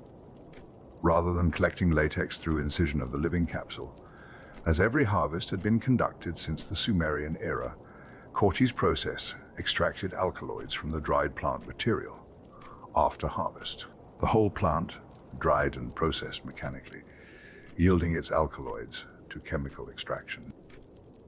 This was a significant industrial development. It made large-scale pharmaceutical production of opium alkaloids possible in countries where the climate or the labor costs or the agricultural traditions made traditional latex collection impractical. It also changed the relationship between the plant and the pharmaceutical industry. The plant was no longer primarily a source of collected latex. It was a raw material for chemical processing, a crop grown specifically for alkaloid extraction, managed and bred for alkaloid content rather than for the practical qualities of latex collection. Mutagenesis breeding followed, the deliberate introduction of genetic changes to increase the plant's production of specific alkaloids. Varieties selected for high morphine content, for high thebaine content, for whatever alkaloid profile the pharmaceutical market required at a given moment. The plant that the Sumerian farmer grew beside the Euphrates for its seeds is now bred to specification for a global pharmaceutical supply chain. The most recent development in the poppy's pharmaceutical history involves a technology that would have been entirely incomprehensible to every figure we have met tonight. Nanotechnology, particles engineered at the scale of billionths of a meter, designed to carry specific compounds to specific locations within the body.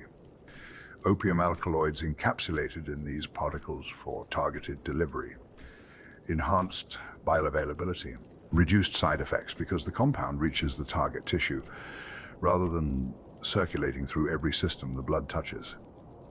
The alkaloid that the ancient physician prepared by scraping dried latex from a scored capsule is now being packaged in molecular containers designed to deliver it precisely to the cells that need it.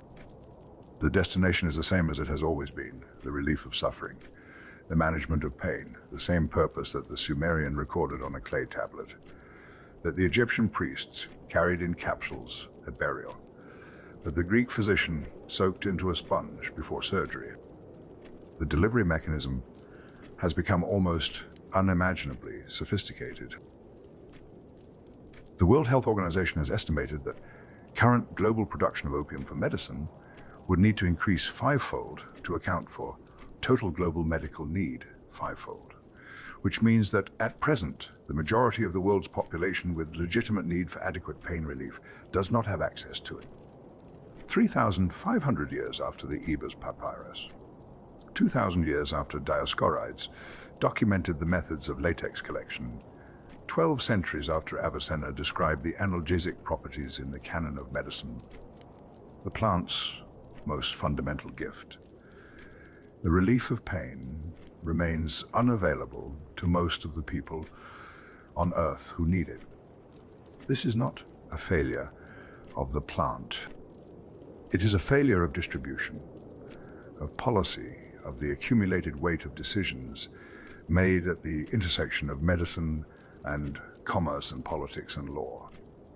The plant produces what it has always produced, in the same quantity, by the same patient chemistry, without reference to the structures that govern whether what it produces reaches the person in pain. It simply continues, as it has always continued. Not everything this plant has been asked to do has been serious. Some of it has been domestic.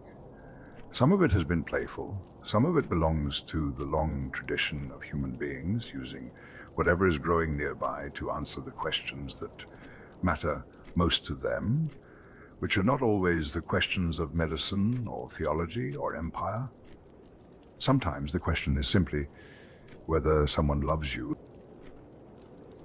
Let us begin at the kitchen table, which is where this plant has spent more of its history than in any physician's cabinet.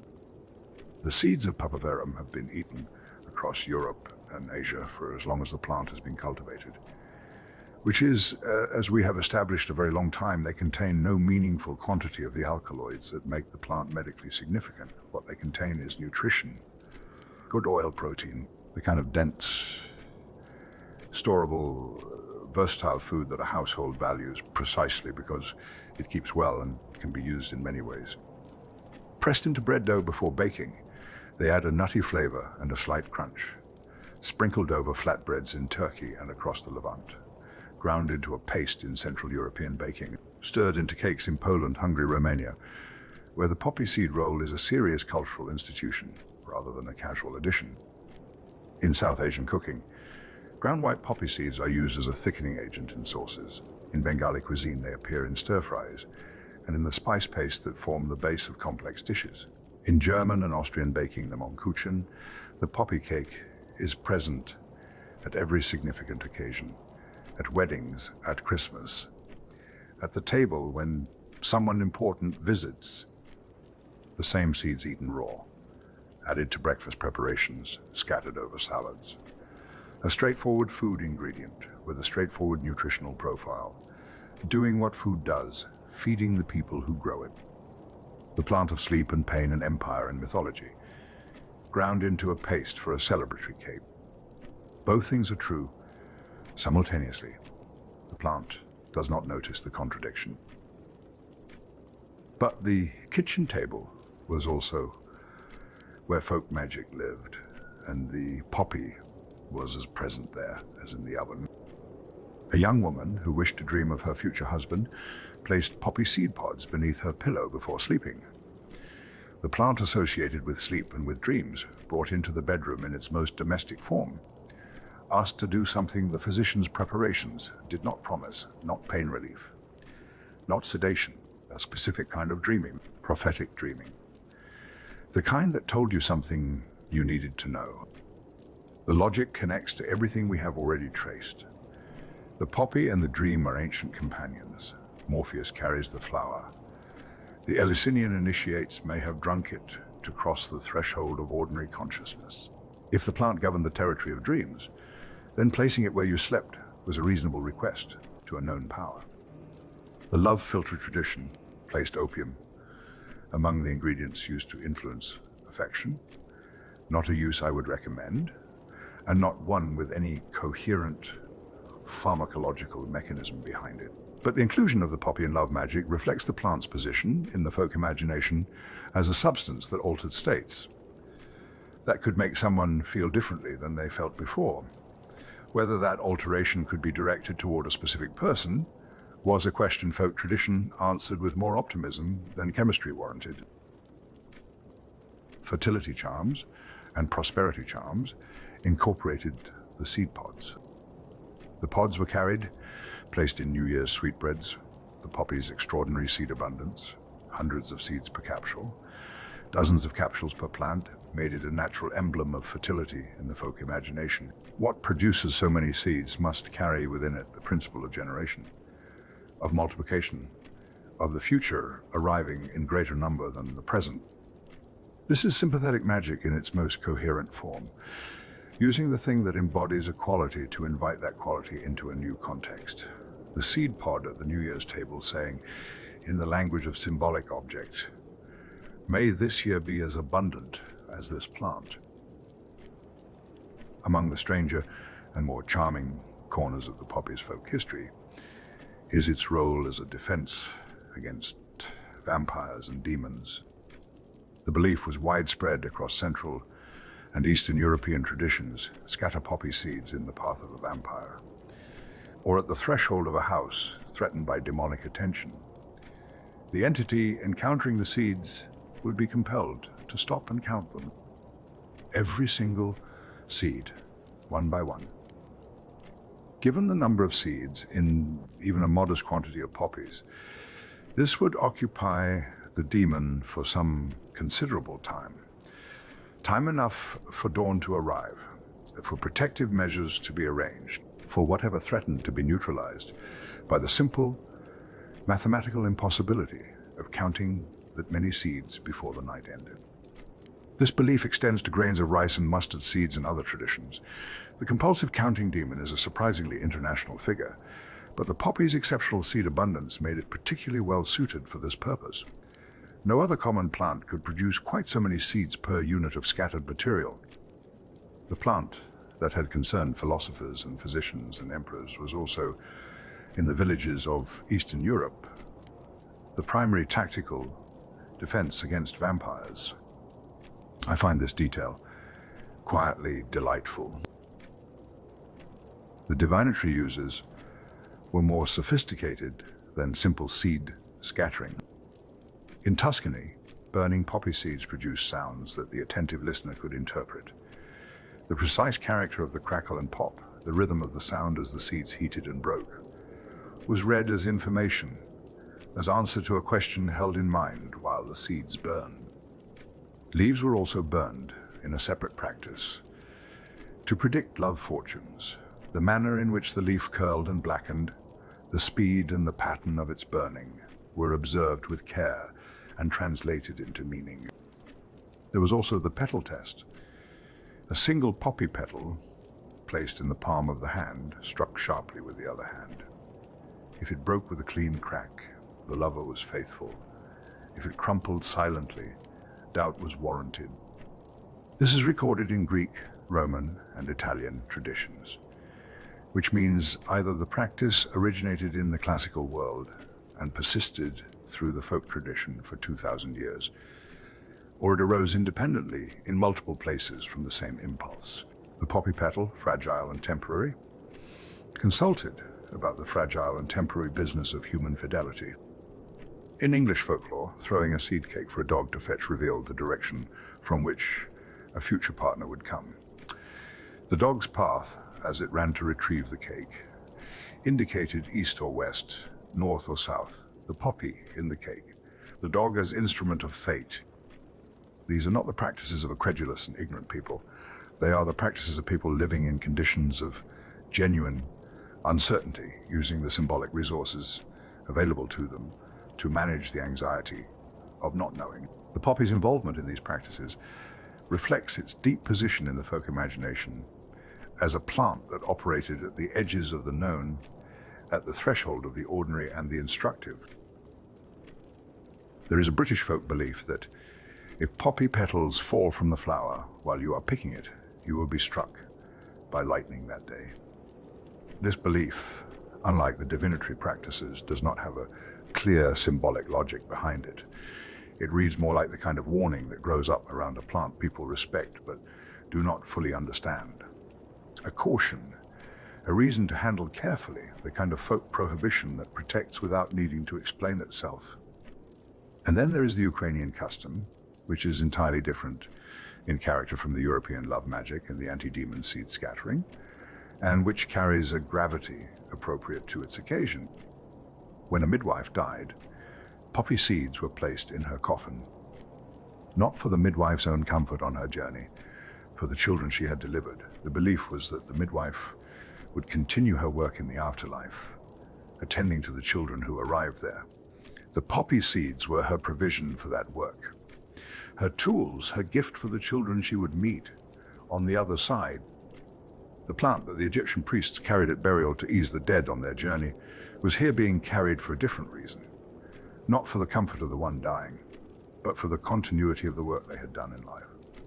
The midwife arrives in the afterlife, still a midwife, still carrying what she needs to tend the children. In Eastern European folk belief, red poppies grew on battlefields for a reason. The plants were drinking the blood of fallen warriors, taking it up through their roots from the soil that had absorbed it, transforming it, converting what had been life and violence and loss into something that flowered above the ground in the color of what lay beneath. This belief predates the First World War by many centuries. It was already an established folk understanding of why poppies appeared so abundantly where fighting had taken place. The disturbed soil, the dormant seeds, the light reaching what had been buried. In the scientific account, this is the seed biology we described at the start of this evening. In the folk account, it is the blood of the dead becoming the flower of the living. Both accounts notice the same thing. Both observe that poppies appear where the ground has been broken by human violence. They describe what they see with the language available to them.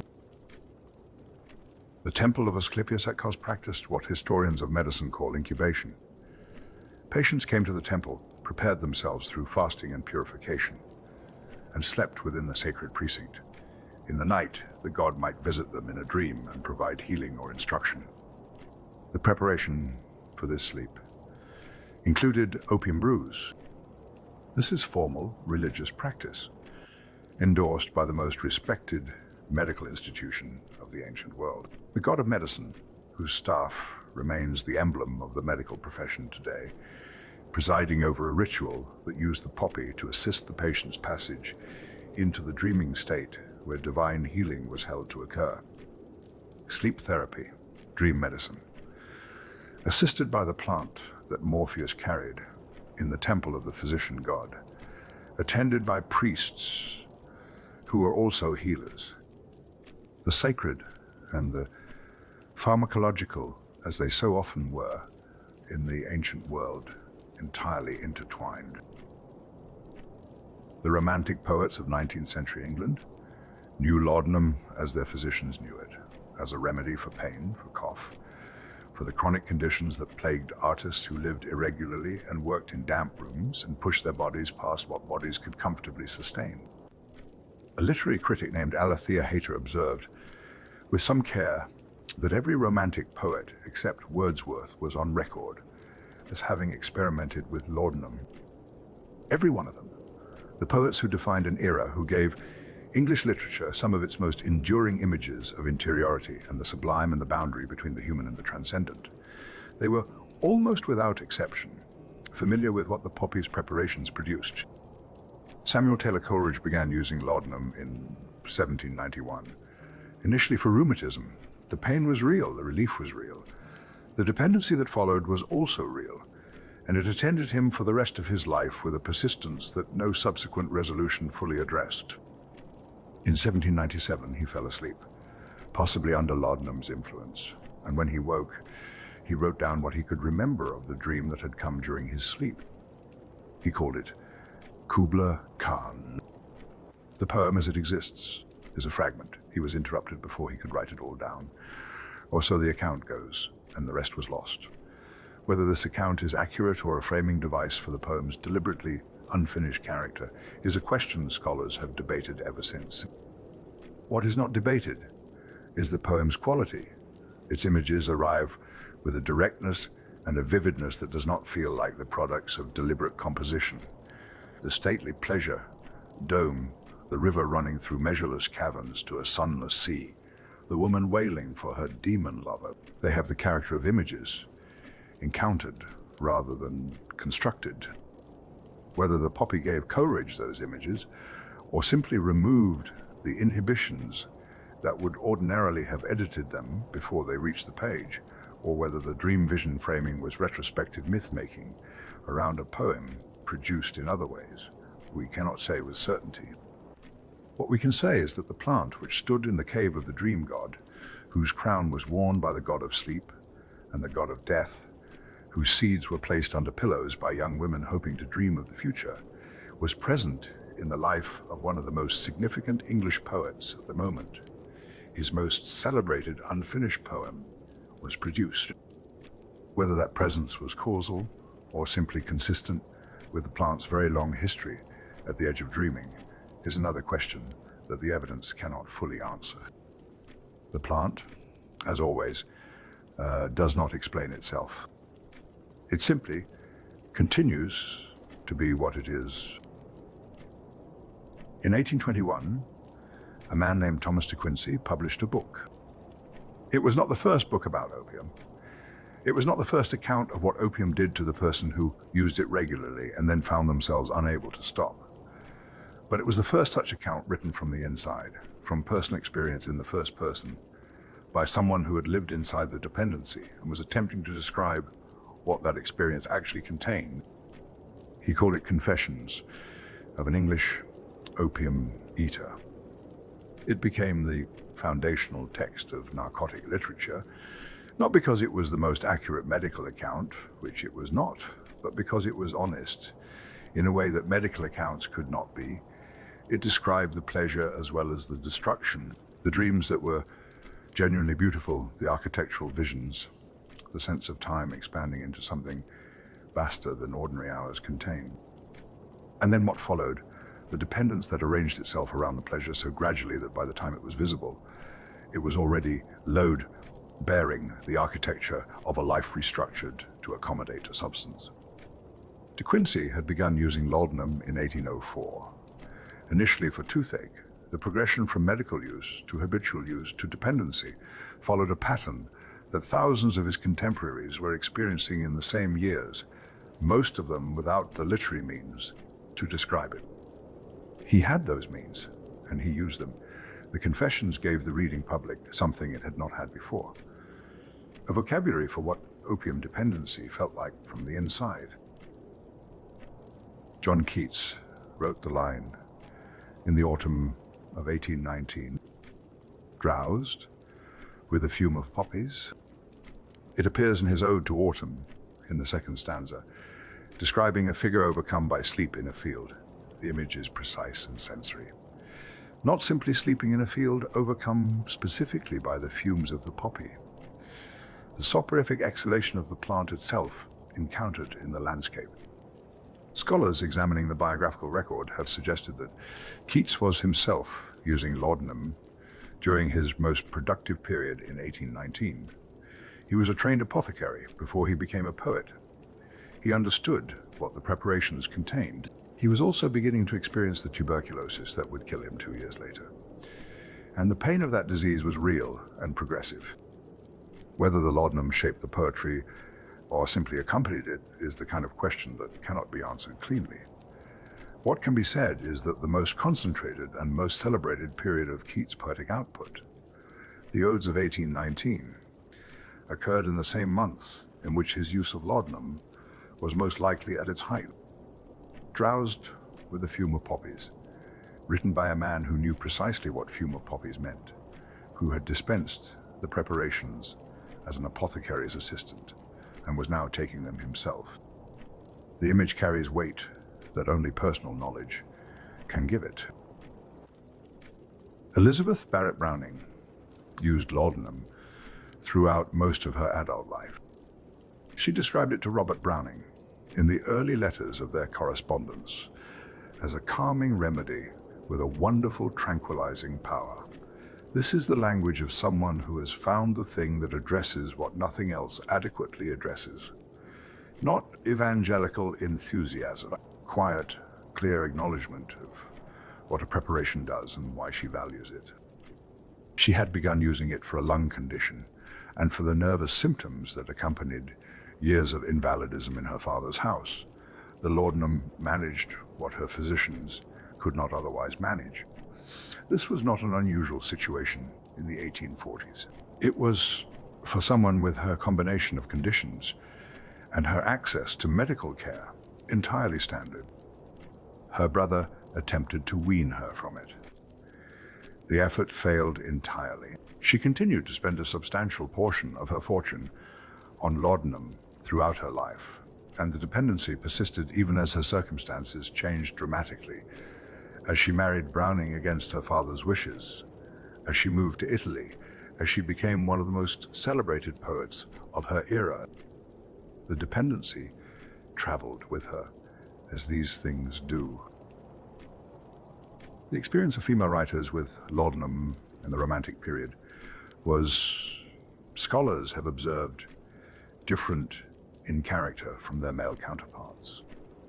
Dorothy Wordsworth, Sarah Coleridge, George Eliot.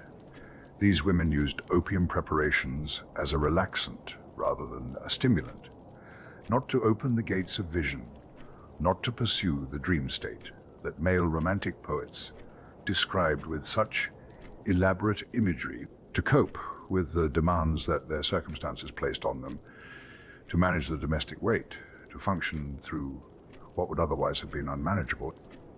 The male romantic narrative of opium is a narrative of altered consciousness, of the dream vision, of the imagination pushed past its ordinary limits. It is a narrative about gaining something. The female experience, as these writers and their biographers describe it, was more often about endurance, about using the preparation to meet what was required of them in daily life. Not escape, but continuation. The same plant, different demands, different relationships with what the plant provided. Charles Dickens did not, as far as the historical record shows, use opium himself, but he described it with extraordinary accuracy. The opening chapters of The Mystery of Edwin Drood, his unfinished final novel, take place in an opium den in Victorian London. The descriptions are specific. The quality of the smoke, the physical position of the users, the particular character of the dreams they described upon waking, the social mixture of the clientele, English and Chinese and Lascar sailors, gathered in a room that existed in the middle of London but adjacent to a different world entirely. Dickens observed these places. He visited them as a journalist visits the subjects of his journalism. What he saw, he recorded with the precision that makes his social documents still useful to historians who want to understand what Victorian London actually contained. The opium den in Dickens is not a place of simple condemnation. It is a place of complexity, of people using what was available to them to address what their ordinary lives could not address. The Dean of Cloisterham Cathedral in Edwin Drood is found there. Not the person anyone would expect, not a figure of easy social categorization. This is the plant's history again. It does not respect the boundaries that social order draws around itself. It moves through all strata, the priest and the sailor, the poet and the dock worker. Victorian medicine used the poppy's chemistry for one of the stranger episodes in the history of obstetric care. Twilight sleep was a preparation combining poppy derivatives with belladonna. Administered during childbirth, it produced not anesthesia in the modern sense, but something more selective. The patient remained functional enough to cooperate with the physical demands of labor. But the belladonna's amnesiac properties ensured that upon waking, she remembered nothing. Nothing of the pain, nothing of what her body had undergone. She woke with a child, and no memory of how the child had arrived. This was presented as a gift, as the merciful erasure of an experience that women had endured without mercy for the entirety of human history. Whether it was experienced as a gift by the women who received it is a more complicated question. The medical literature describes outcomes. The women's accounts of the experience where they survive are sometimes more ambivalent. But the pharmacological ingenuity of it is notable, using the poppy's analgesic properties in combination with another plant's capacity for inducing amnesia to produce a state that addressed the suffering of childbirth while removing the memory of having survived it. Ancient in its component parts, Victorian in its deliberate application. The poppy appears on a Macedonian banknote, on North Macedonia's coat of arms. It is considered unofficially the national flower of Albanians in Albania, Kosovo, and the diaspora, its red and black coloring matching the colors of the Albanian flag. In southeast Spain, local festivals still reference the poppy in rituals connected to purification and eternal rest. The ancient symbolic associations, the poppy is the companion of the dead, as the plant of peaceful sleep, preserved in living ceremony into the present century. These are the official and semi-official faces of the plant in the modern world. The nation that places it on its currency, the community that carries it in its flag, the festival that still remembers, in the form of ritual, what the plant was understood to mean. And then there is the red poppy as remembrance. The Eastern European folk belief that red poppies grew on battlefields because they drank the blood of fallen warriors, transforming violence into flower, found its modern expression in the association between the red poppy and the First World War. The poem In Flanders Fields, written by Lieutenant Colonel John McCrae in 1915, described the poppies growing between the crosses of the war dead. The image took hold in the imagination of the countries that had sent their men into those fields. In Britain, in Canada, where McCrae was from, in Australia, in New Zealand, the red poppy became the emblem of remembrance. Worn in the weeks before Armistice Day, placed at war memorials, made from paper and fabric and distributed in exchange for charitable donations to support those who had survived the conflicts, the plant had once attended as a medical supply. The journey from the Sumerian joy plant to the Flanders field to the paper poppy sold in a British street is one of the longer journeys in the history of any symbol. The seed that waited in disturbed soil, the plant that followed armies, the soldiers who knew it as a pain reliever, and a sleep inducer who now lay beneath the ground from which it grew. The folk belief, made visible by a war of industrial scale, the plant drinking the blood, transforming it into petals. In every country that observes Remembrance Day, that association is renewed every November, without most of the people who wear the paper flower knowing anything of its 30,000-year history, without any knowledge of the Sumerian clay tablet, or the Minoan goddess, or the Greek twin gods, with their shared crown. The symbol persists without requiring its history to be remembered. Some things carry their weight forward without explanation. The plant traveled east, as it had always traveled, following the routes, finding the disturbed ground of new settlements, new trade relationships, new civilizations, encountering what their Western neighbors had been working with for centuries. Arab traders brought opium to China around 400 years of the Common Era. The initial supply came from the fields at Thebes, the Egyptian opium Thabaicum, named for its city of cultivation, making a journey of several thousand miles to reach a civilization that had its own sophisticated relationship with the plant's less potent relatives, but had not yet encountered the concentrated product of the scored capsule in significant quantities. For the first 1,000 years of opium's presence in China, its use remained primarily medical. The Arab traders brought a medicine. The Chinese medical tradition received it as a medicine and incorporated it accordingly. The Ming Dynasty records, from 1483, show the imperial court procuring opium from provincial sources for aphrodisiac and alchemical purposes, specific, deliberate, managed use within court context. The plant, in the hands of the powerful, applied to purposes that combined the medical and the ritual in ways consistent with everything we have already traced in other cultures. Nothing in this history yet suggests catastrophe. Then the Portuguese arrive. Trading along the East China Sea around 1500, they introduced something that had no precedent in Chinese experience of the plant. They smoked it. The Chinese, for whom opium had been an oral medicine and a luxury substance consumed with care and deliberation, considered this practice barbaric. The word their sources use carries genuine disgust. Not merely unfamiliar wrong, a misuse of something that had a proper form and a proper place.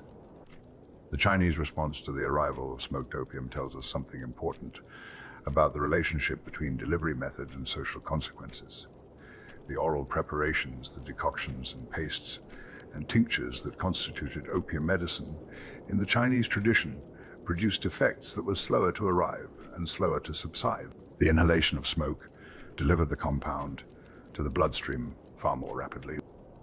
The faster the effect, the more powerfully the experience distinguishes itself from ordinary consciousness. The more powerfully it distinguishes itself, the more compelling the desire to return to it.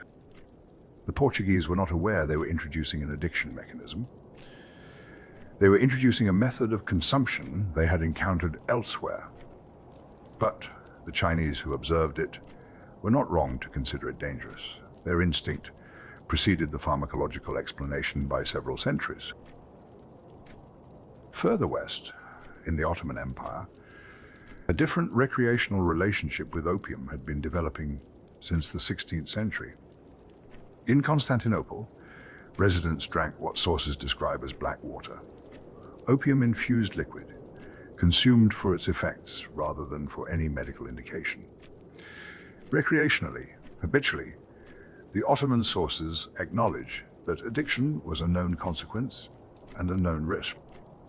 The saying recorded from the height of the Ottoman Empire is one of those historical observations that stops you cold. There is no Turk who would not buy opium with his last penny. This is not a condemnation from outside. It is an internal observation, a statement about the degree to which the substance had become woven into ordinary social life, not at the level of addiction and desperation, but at the level of preference and habit. The last penny not spent on food or shelter, or any of the necessities that last pennies are supposed to address. Spent on this. The Ottoman relationship with opium was widespread and largely accepted within the culture that practiced it. It was the arrival of the substance in a different social context with a different method of delivery and a different commercial framework around it that transformed the Ottoman experience into something the world would eventually recognize as catastrophic. The Mughal emperors of India had their own difficulties.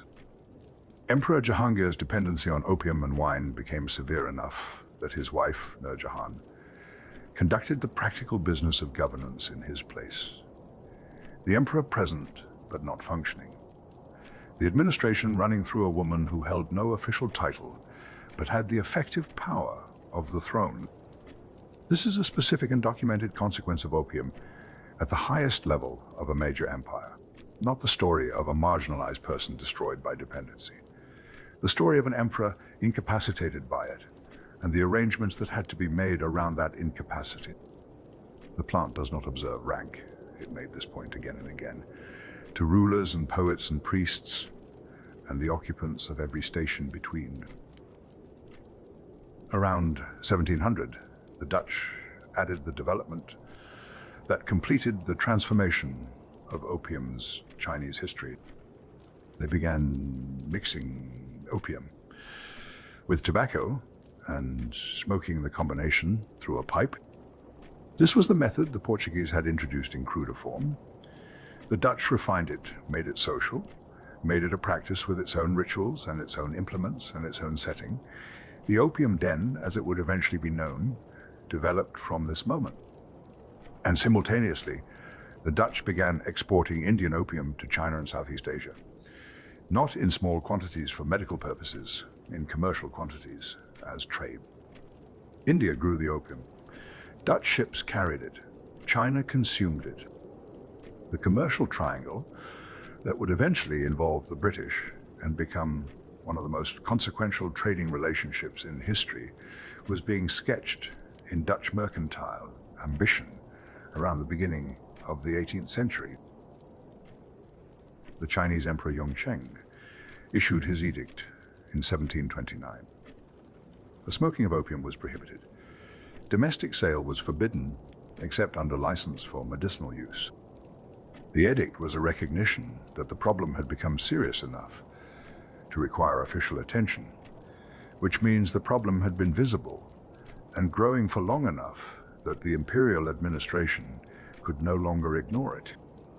In 1729, 200 chests of opium were entering China annually. Let us hold that number. 200 chests, enough to notice, enough to prohibit. The edict was issued. The trade continued. Around 1750, the British East India Company assumed control of Bengal and Bihar. These were the opium-growing districts of northern India. The company did not assume this control because of the opium. It assumed it because of the broader logic of colonial expansion, the accumulation of territory and the revenues that territory produced. But the opium was there in the fields, already grown, already traded, already moving along, established routes toward China. In 1773, the company formalized what it had been doing informally. It obtained a monopoly on opium cultivation in Bengal. One organization, a commercial enterprise operating under royal charter, controlling the production of the most strategically significant commodity in the Asian trade. From Calcutta, the opium moved, shipped to China, exchanged for tea, which the British consumed in quantities that required a corresponding export to balance the trade. The opium was that export, the thing Britain had that China would receive in exchange for what Britain wanted. The numbers over the following century describe a transformation that is almost impossible to grasp in its human scale. In 1729, 200 chests. By 1838, 40,000, 200 to 40,000. Over a little more than a century, the same trade route, the same basic transaction, at 200 times the volume. The Chinese prohibition had not stopped the trade. It had reclassified it, made it illegal without making it impossible. The smuggling networks that developed around the prohibition were extensive and sophisticated. The trade continued because the financial incentive to continue, it was enormous, and the enforcement capacity of the Chinese state was unequal to the commercial infrastructure of the East India Company. 40,000 chests. Each chest containing approximately 60 to 70 kilograms of prepared opium. The arithmetic of this does not need to be completed to understand what it produced in the population that received it. Opium was, by the early 19th century, Britain's single most profitable commodity trade. Not a significant trade, not an important trade, the most profitable one. The trade on which more of the financial structure of the British Empire rested than on any other single commodity. This fact is worth sitting with in the way that the 30 million years of the dandelion and the 60,000 years of the yarrow are worth sitting with, not to produce a simple moral judgment, which history rarely supports in its simplest forms, but to understand what it means that a single plant, its processed latex, stood at the center of the financial architecture of the largest empire the world had yet seen. The joy plant of the Sumerians, the daughter of the fields, the plant that the Egyptian priests carried at burial, the most profitable commodity of the British Empire.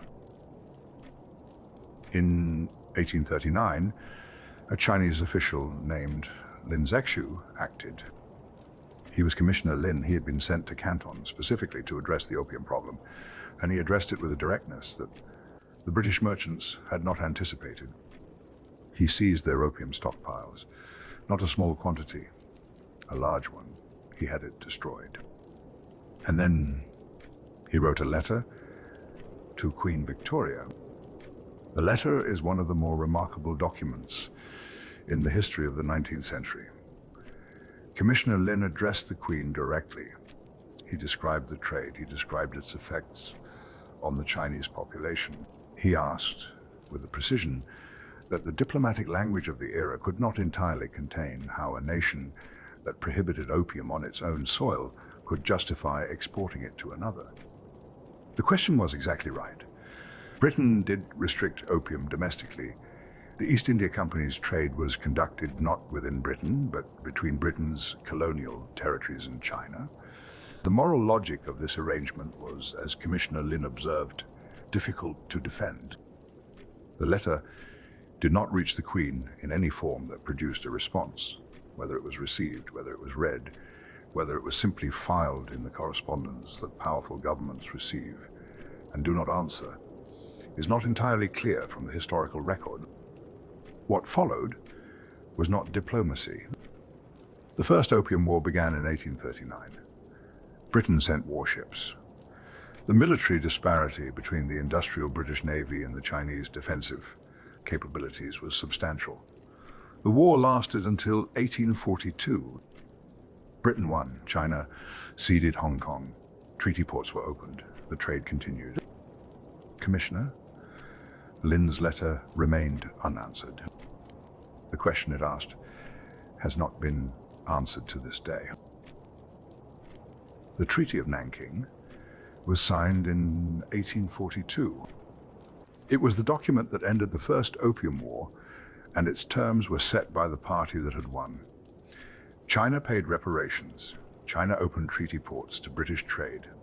China ceded Hong Kong Island. The opium trade was not explicitly addressed in the treaty, which was, in its way, the clearest possible statement about the nature of what had just occurred. The war had been fought over the right to conduct the trade. The treaty that ended the war did not need to mention it. The right was now assumed. Commissioner Lin, who had destroyed the stockpiles and written the unanswered letter to the Queen, was dismissed from his position. Exiled, the man who had attempted to apply the logic of his government's own laws to a foreign commercial enterprise, was removed from the equation. The trade resumed. 14 years later, another incident, another ship, another disputed search, another set of grievances that provided the formal occasion for a conflict whose underlying causes were entirely commercial. The Second Opium War ran from 1856 to 1860. This time, Britain was joined by France. The combined military force was again substantially superior to what China could deploy against it. The treaties that ended this war, the Treaty of Tianjin and the Convention of Beijing, required China to legalize opium. Let us be precise about what that means. China had prohibited opium, had maintained that prohibition through 40,000 chest annual imports, that the prohibition could not stop, but had maintained it as a statement of official position and legal fact. 2 wars later, the treaties of the victors required China to formally abandon that position, to write into its own law the legalization of the substance that had been flooding its population for a century. The country that had been told it had no right to prohibit the trade was now required to officially permit it. By 1858, annual opium imports into China had risen to 70,000 chests. This figure, in the context of more recent history, has been given a comparison by scholars that makes it comprehensible. The 70,000 chests of 1858 represent an annual import, roughly equivalent to 1 full year of total global opium production between 1995 and 2005. The entire world's production in a modern year into one country, in a single year of the mid-19th century. The population that absorbed this was large.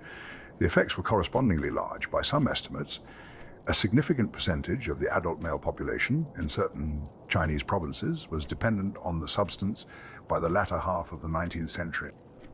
The British East India Company, in its formal communications, maintained that it was not directly involved in the trade. It sold the opium in Bengal to private merchants. Those private merchants transported it to China. The company's hands were, in its own accounting, clean. At its peak, The company was selling 4,000 chests per year to those private merchants, approximately 308 tons, while formally disavowing direct involvement. The legal and moral architecture of this arrangement was precisely what Commissioner Lin had identified in his letter. The fiction of deniability maintained at the point of sale, dissolving at every point afterward. Before we follow the trade further, let us return briefly to something that happened much earlier, to an episode in European history that is rarely included in the standard accounts of the poppy's journey.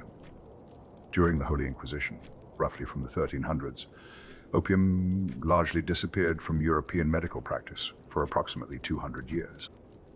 The reason was not pharmacological, it was theological. Anything arriving from the East was associated in the Inquisition's framework with the devil and with the non-Christian world. The Arab preservation of Greek medical knowledge, which had maintained and extended the understanding of opium through the medieval period, was precisely the source that made the substance suspect. It came from the wrong direction, from scholars who followed the wrong religion, from a medical tradition that was not the tradition the Inquisition was prepared to sanction. For 2 centuries, the most effective analgesic available to the ancient world was effectively suppressed in Europe. The patients who suffered without it during those 2 centuries are not counted anywhere. There is no record of the pain that was not relieved, because a theological position required the suppression of an Arab-transmitted medicine. The poppy waited, as it always waited. And eventually the Inquisition's grip on European medicine loosened, and Paracelsus dissolved it in alcohol and called it praiseworthy, and it returned. In America, the 19th century produced its own version of the story that Britain and China had been enacting on a larger scale. American merchants entered the China opium trade and found that they could compete with British Indian supplies by sourcing cheaper Turkish opium. The introduction of Turkish opium into the Chinese market drove down prices. Lower prices meant greater availability. Greater availability meant a broader consuming population.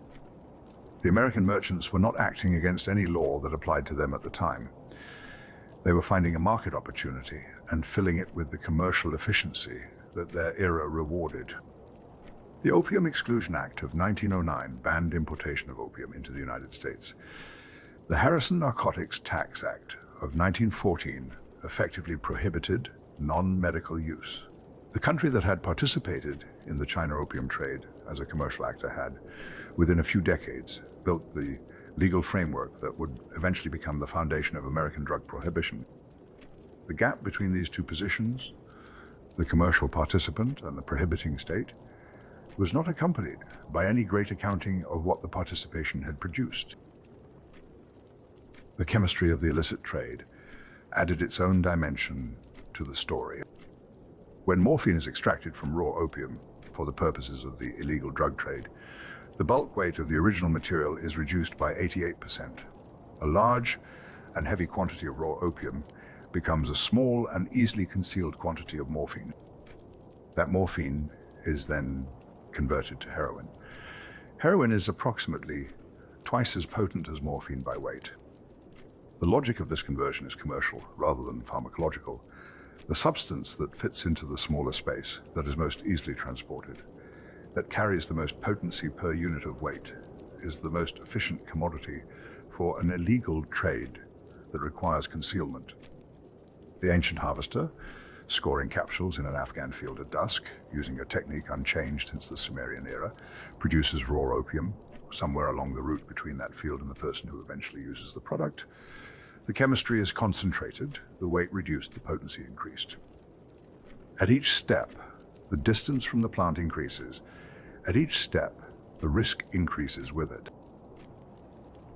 The final development of the 19th century Chinese story contains an irony that history occasionally produces with what feels like deliberate precision. By the late 19th century, Chinese domestic opium production had grown to challenge and then surpass imports. The country that had been flooded with foreign opium for a century, that had fought 2 wars over its right to prohibit that opium and lost both, had by the end of the century become self-sufficient. Chinese farmers were growing poppies. Chinese merchants were distributing the product. The foreign supply was no longer necessary because the domestic supply had grown to meet and exceed the demand that the foreign supply had created. The trade that Britain had fought 2 wars to maintain had, by the end of the century, made itself redundant through its own success. The addiction it had established had generated its own supply chain. This is not a story with a clean ending. The late 19th century Chinese opium situation was a genuine social catastrophe, documented in the accounts of missionaries and diplomats and Chinese reformers who understood what the scale of domestic dependency meant for the society they were trying to modernize. But the irony of the self-supplying addiction of the country that had resisted the trade becoming the country that grew its own is the kind of historical detail that resists simple moral framing. The plant had no position on any of this. It grew where the soil was disturbed, and the light reached the waiting seed. It produced what it had always produced. The structures that governed what happened to that production were entirely human in their construction and their consequences. We have already traced the Eastern European folk belief. The red poppies drinking the blood of fallen warriors, the plant transforming what lay beneath the ground into what bloomed above it. In the autumn of 1914, the artillery began. The Western Front ran across northern France and Belgium. The bombardments that preceded and accompanied the infantry advances were of a scale that had no precedent in the history of warfare. Millions of shells continuously, for days at a time, churning the earth to a depth that no previous conflict had approached. The churning reached the dormant seeds, the seeds that had been waiting in that soil, in some cases for decades, felt the light that the disturbance brought to them. The germination process began, and in the spring of 1915, on the ground that the bombardments had broken open, where the men had been buried in the earth that the shells had turned, the poppies came up, red, abundant, appearing as they always appear on disturbed ground, doing precisely what they had always done in the presence of human violence. Following the disturbance, finding the light in the broken earth. A Canadian physician named John McCrae was at Ypres in May of 1915. He had conducted the burial of a friend the previous day. He wrote a poem. In Flanders, feels the poppies blow between the crosses, row on row. The poem circulated. It was published. It was read in the countries that had sent their men to those fields, and it captured something those countries needed to express and had not yet found adequate words for. The image was specific and true. The poppies were there. Between the crosses, anyone who had been at Ypres in that spring had seen exactly what McCrae described. The poem did not invent an image. It named one that was already present, already visible, already working its way into the consciousness of everyone who encountered it. The folk belief about the battlefields and the blood had prepared the Western imagination for this image across centuries.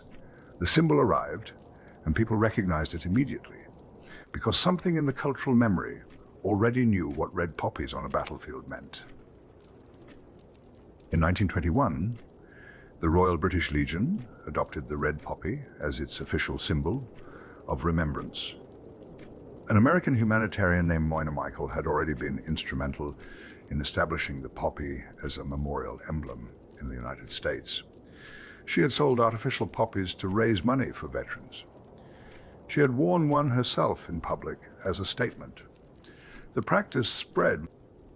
The paper and fabric poppies, distributed in Britain every November, sold in exchange for charitable donations to support veterans and their families, became one of the most widely recognized symbols in the English-speaking world.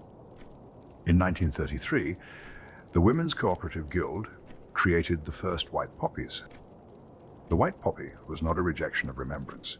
It was a specific additional statement: peace, the desire to resolve conflicts without bloodshed, the same flower, a different color, worn by those who wished to honor the dead while also stating clearly that they did not wish to produce more dead. White poppies are still worn today by pacifists and peace advocates, alongside the red, the two colors representing two responses to the same history, both derived from the same plant. The purple poppy honors the animals killed in wartime, the horses and mules and dogs and carrier pigeons who served in the same conflicts that the red poppy commemorates, who were not volunteers in any sense, but who died in the same fields. The black poppy recognizes the contributions of Black, African, and Caribbean soldiers whose service in the world wars was not adequately represented in the standard commemorative traditions. Another color, another population whose relationship to the same history, the red poppy, had been understood to represent the single plant producing in human symbolic imagination a spectrum of colors corresponding to a spectrum of responses to war and its aftermath. The legal cultivation of opium poppies in England was permitted in 2006. A pharmaceutical company called Macfarlane Smith was granted authorization to grow the crop after India, which had been a primary source of pharmaceutical-grade opium, reduced its supply. The poppies grew in English fields, managed, licensed, harvested for their alkaloids, processed into the morphine and codeine that the National Health Service required. The plant that the medieval Inquisition had suppressed as an Eastern devilry was growing in English fields in the 21st century, under government license, producing medicines for English hospitals. The plant, as always, did not register the irony. Turkey and Australia are today the principal legal producers of opium for the pharmaceutical industry. Their production is considerably cheaper than equivalent Afghan production, up to 6 times cheaper by some estimates, and they have the governmental infrastructure to guarantee legal supply chains, the licensing, the oversight, the chain of custody from field to processing facility to pharmaceutical companies. This matters because the illicit pharmaceutical supply of opium alkaloids and the illicit supply for the heroin trade are, from the plant's perspective, identical, the same cultivation, the same harvest, the same chemistry. The difference lies entirely in the legal and institutional structures surrounding the product. What separates a poppy field in Tasmania supplying morphine for pain relief from a poppy field in Helmand province supplying heroin for the European market is not the plant. It is everything around the plant. Before the Taliban takeover of Afghanistan in 2021, that country produced more than 90% of the world's illicit heroin, more than 95% of the European supply. More land in Afghanistan was devoted to opium cultivation than was used for coca cultivation in the entirety of Latin America. In 2007, an Afghan farmer could earn 17 times more per hectare growing opium than growing wheat, $4,622 per hectare for poppy, $266 per hectare for wheat. This is not a difficult calculation for a farmer in one of the world's poorest countries. It is not a moral failure. It is arithmetic. The international interventions that attempted to reduce Afghan opium cultivation by persuading farmers to switch to alternative crops were attempting to argue farmers out of 17 times the income. The interventions were not, in the main, successful. In 2005, the estimated export value of Afghan opium, morphine, and heroin was approximately equal to half of the country's entire illicit economy, half everything legal that Afghanistan produced and sold, equaled by what came from the poppy fields. Then the solar panels. Development organizations introduced solar energy infrastructure in parts of Afghanistan to provide electricity and to support irrigation. The intention was to assist agricultural development, to allow farmers to grow food crops in areas previously too dry for reliable harvests. The farmers used the solar-powered pumps to dig deeper wells than hand digging could reach. The deeper wells provided irrigation for areas of Helmand province that had previously been too arid for consistent cultivation. They planted poppies. The solar panels intended to support agricultural development enabled the expansion of opium cultivation into land that had previously been beyond its reach. The development infrastructure and the crop it inadvertently assisted were not in conversation with each other. They simply occupied the same landscape. The plant found the water as it finds the disturbed soil, as it follows the roots, as it appears wherever the conditions are adequate and someone has a reason to plant it. The history of this plant contains very few moments when what human beings intended and what actually occurred were straightforwardly the same thing. The Neolithic farmers who cultivated it for its seeds did not intend the ritual use that followed. The Egyptian priests who restricted it to their class did not intend the trade routes that carried it across the Mediterranean. The Arab traders who brought it to China as a medicine did not intend the 40,000 chests. The Portuguese who introduced smoking did not intend two opium wars. The British East India Company did not intend a Chinese domestic supply chain that eventually made the import trade redundant. The development organizations that installed solar panels in Helmand did not intend expanded poppy cultivation. The plant proceeded through all of these intentions and their unintended consequences with the same patient indifference to human planning that it brought to the dormant seeds waiting in the soil of the Somme. It simply continued, as it continues now. In the licensed fields of Turkey and Tasmania, in the unlicensed fields of provinces whose names have become synonymous with the trade, in the gardens of people who grow it for the flowers, not knowing or not thinking about what the capsule contains, in the jar, on the second shelf, where the firelight reaches it in the evenings.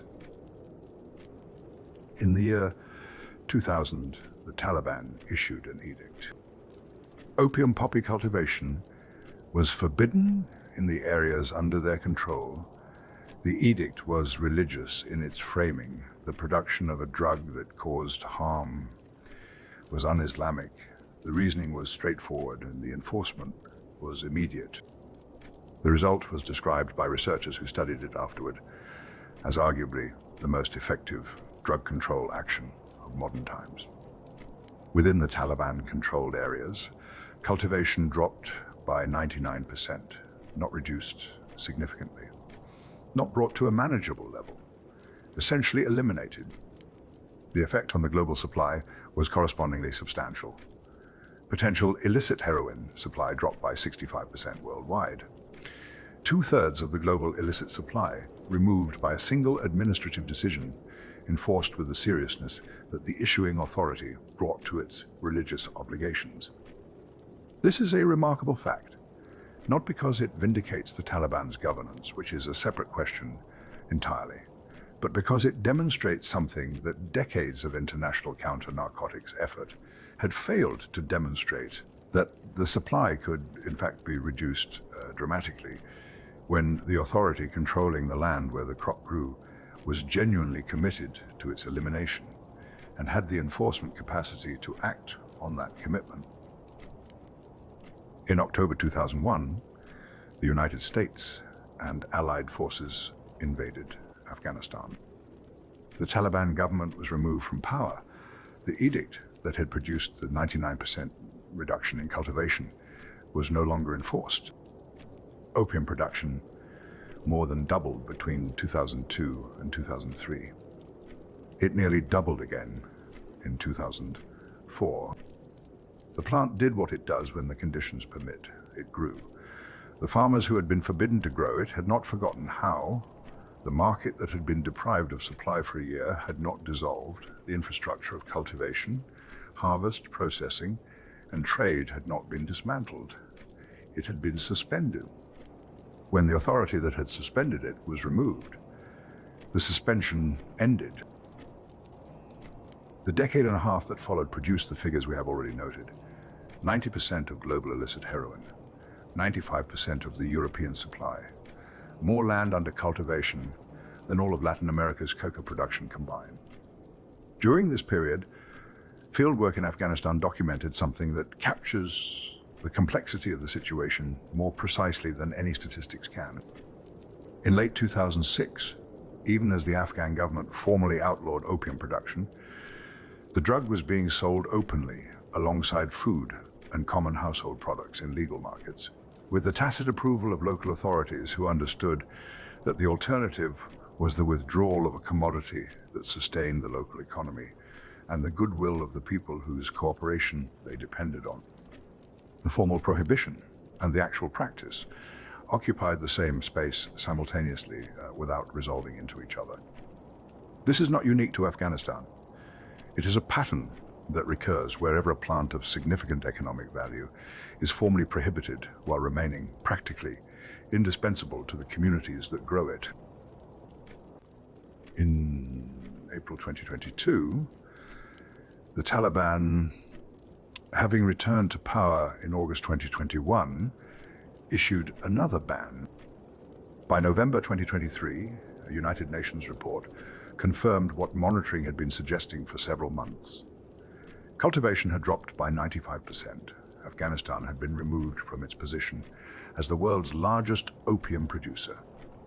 Global heroin prices spiked immediately.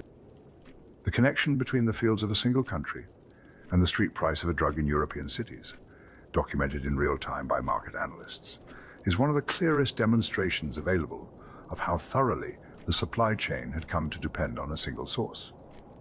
And the supply did not disappear, it moved. In 2023, the Chin State and Sagaing region of Myanmar surpassed Afghanistan to become the world's largest opium-producing region. The demand that had sustained the Afghan supply had not been eliminated by the ban, it had been redirected. The cultivation had moved to where the conditions were adequate, and the governance was sufficiently unstable to permit what the Taliban's enforcement had made. The dormant seeds, the disturbed soil, the light finding what has been waiting. The plant does not recognize borders, it does not recognize the difference between Afghanistan and Myanmar, between a Taliban edict and a civil war, between a field in Helmand and a field in Chin State. It grows where it is planted, where the conditions permit, where someone has calculated that the 17 times premium over wheat makes the planting worth the risk. Now, to the medical deficit. The World Health Organization's estimate that global pharmaceutical opium production would need to increase fivefold to address total global medical need is a fact that sits uncomfortably alongside everything we have traced tonight. We have followed this plant from 30,000 years of human use, from the Sumerian joy plant to the Egyptian priests, to the Greek physicians, to Avicenna's canon, to the apothecaries of early modern Europe. From Sultana's isolation of morphine, to the hypodermic syringe, to the nanotechnology that now encapsulates alkaloids for targeted delivery. 3,500 years after the Ebers Papyrus recommended opium to calm crying babies, the majority of the world's population with legitimate need for the pain relief this plant provides cannot access it. The problem is not production. Turkey and Tasmania produce legal pharmaceutical opium more cheaply and reliably than any other source. The problem is distribution, policy, the accumulated weight of decisions made at the intersection of medicine and commerce and international law, decisions that have made the same compound simultaneously over-available in wealthy countries and unavailable in poor ones. Modern equity proposals have begun to suggest the integration of traditional opium preparations into primary care for low-income chronic pain sufferers in regions where pharmaceutical opioids are prohibitively expensive or simply absent. The preparations that the village healers of rural Spain used into the mid-20th century, the decoctions and tinctures that every medical tradition from the Hippocratic Greeks to the Mughal court physicians had in their pharmacopoeia. The ancient preparation proposed as a solution to a modern access problem. In Iran, a clinical trial has been measuring the efficacy of opium tincture in treating opioid use disorder. The result is an 83% efficacy rate, comparable to methadone, which is the pharmaceutical standard for this treatment. Opium tincture, the preparation that Paracelsus dissolved in alcohol in the 16th century, that Thomas Sydenham mixed with sherry in 1680, that Elizabeth Barrett Browning spent a substantial portion of her fortune on throughout her life. Tested against modern clinical standards for the treatment of opioid dependency, 83% efficacy, comparable to methadone, the ancient preparation, holding its own in the modern trial. The red poppy is sold every November in towns and cities across the Commonwealth and beyond. The poppy cakes that the American Legion sold before Remembrance Day were first made by a group of French widows and by a woman named Madame E. Guerin, who understood that the poppy that had bloomed on the graves could be put to work raising money for the children the war had left without fathers. The paper, flower, the poppy cake, the symbol worn in a lapel by people who may know nothing of the Sumerian clay tablet, or the Minoan goddess, or the Greek twin gods, but who understand, in the way that symbols bypass the need for explicit understanding, what it means to pin a red poppy to their coat in November. This is what 30,000 years of accumulated meaning looks like in a contemporary street, compressed into a paper flower, lightweight, inexpensive, worn for a week and then put away, carrying everything that has been laid against it since the Neolithic farmers of Western Europe first chose to grow it for the seeds. The plant on the second shelf, the jar with a simple label. It is late now. The fire has burned lower. The shop is quieter than it was when we began.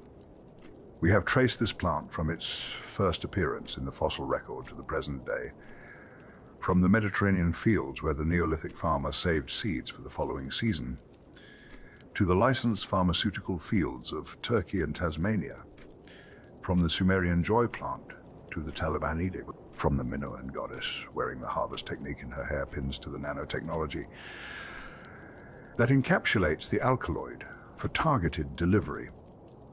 It has been all of these things: food and medicine and ritual, object and commercial commodity and diplomatic, incident and literary subject and memorial symbol and clinical trial. It has not finished being any of them. And so we reach the end of our evening together. The fire has burned lower, the second shelf is quiet. The jar sits where it always sits, in the light that reaches it from the grate, unremarkable to anyone who does not know what it contains. We know now. We have followed this plant from 30,000 years of human hands to the present day, from the Neolithic farmer saving seeds in Western Europe, to the Sumerian who pressed the name joy plant into clay, from the Egyptian priests carrying capsules at the burial of pharaohs, to the Minoan goddess wearing the harvest technique in her hair. From Hypnos and Thanatos in their shared crowns, to Morpheus carrying his flowers through the territory of dreams. From the Spongia somnifera in the Greek surgical theater, to Avicenna writing Aphion into the canon of medicine that would shape physicians for 8 centuries. From Paracelsus dissolving it in alcohol and calling it praiseworthy, to the laudanum on Elizabeth Barrett Browning's dressing table. From the 40,000 chests to Commissioner Lin's unanswered letter, to the Treaty of Nanking and the wars that the joy plant made possible. From Coleridge dreaming in Xanadu to the paper poppy sold on a November street, from the Taliban edict and its 99% reduction to the clinical trial in Iran returning 83% efficacy, from the solar panels and the deeper wells to the 5-fold deficit in global medical supply. All of it in a jar with a simple label. I hope you found something useful in this long evening's company. Perhaps a new regard for something you had passed without stopping. Perhaps simply the hours themselves. The slow and unhurried passage through something ancient and worth understanding. To everyone who left a word in the comments, who told me where in the world they were, thank you, genuinely. You are what makes this shop worth keeping open. I hope you are comfortable, wherever you are. I hope the night is gentle, the body easy. And if sleep has not yet come, I believe it is very close now, waiting, just behind the next slow breath. Good night.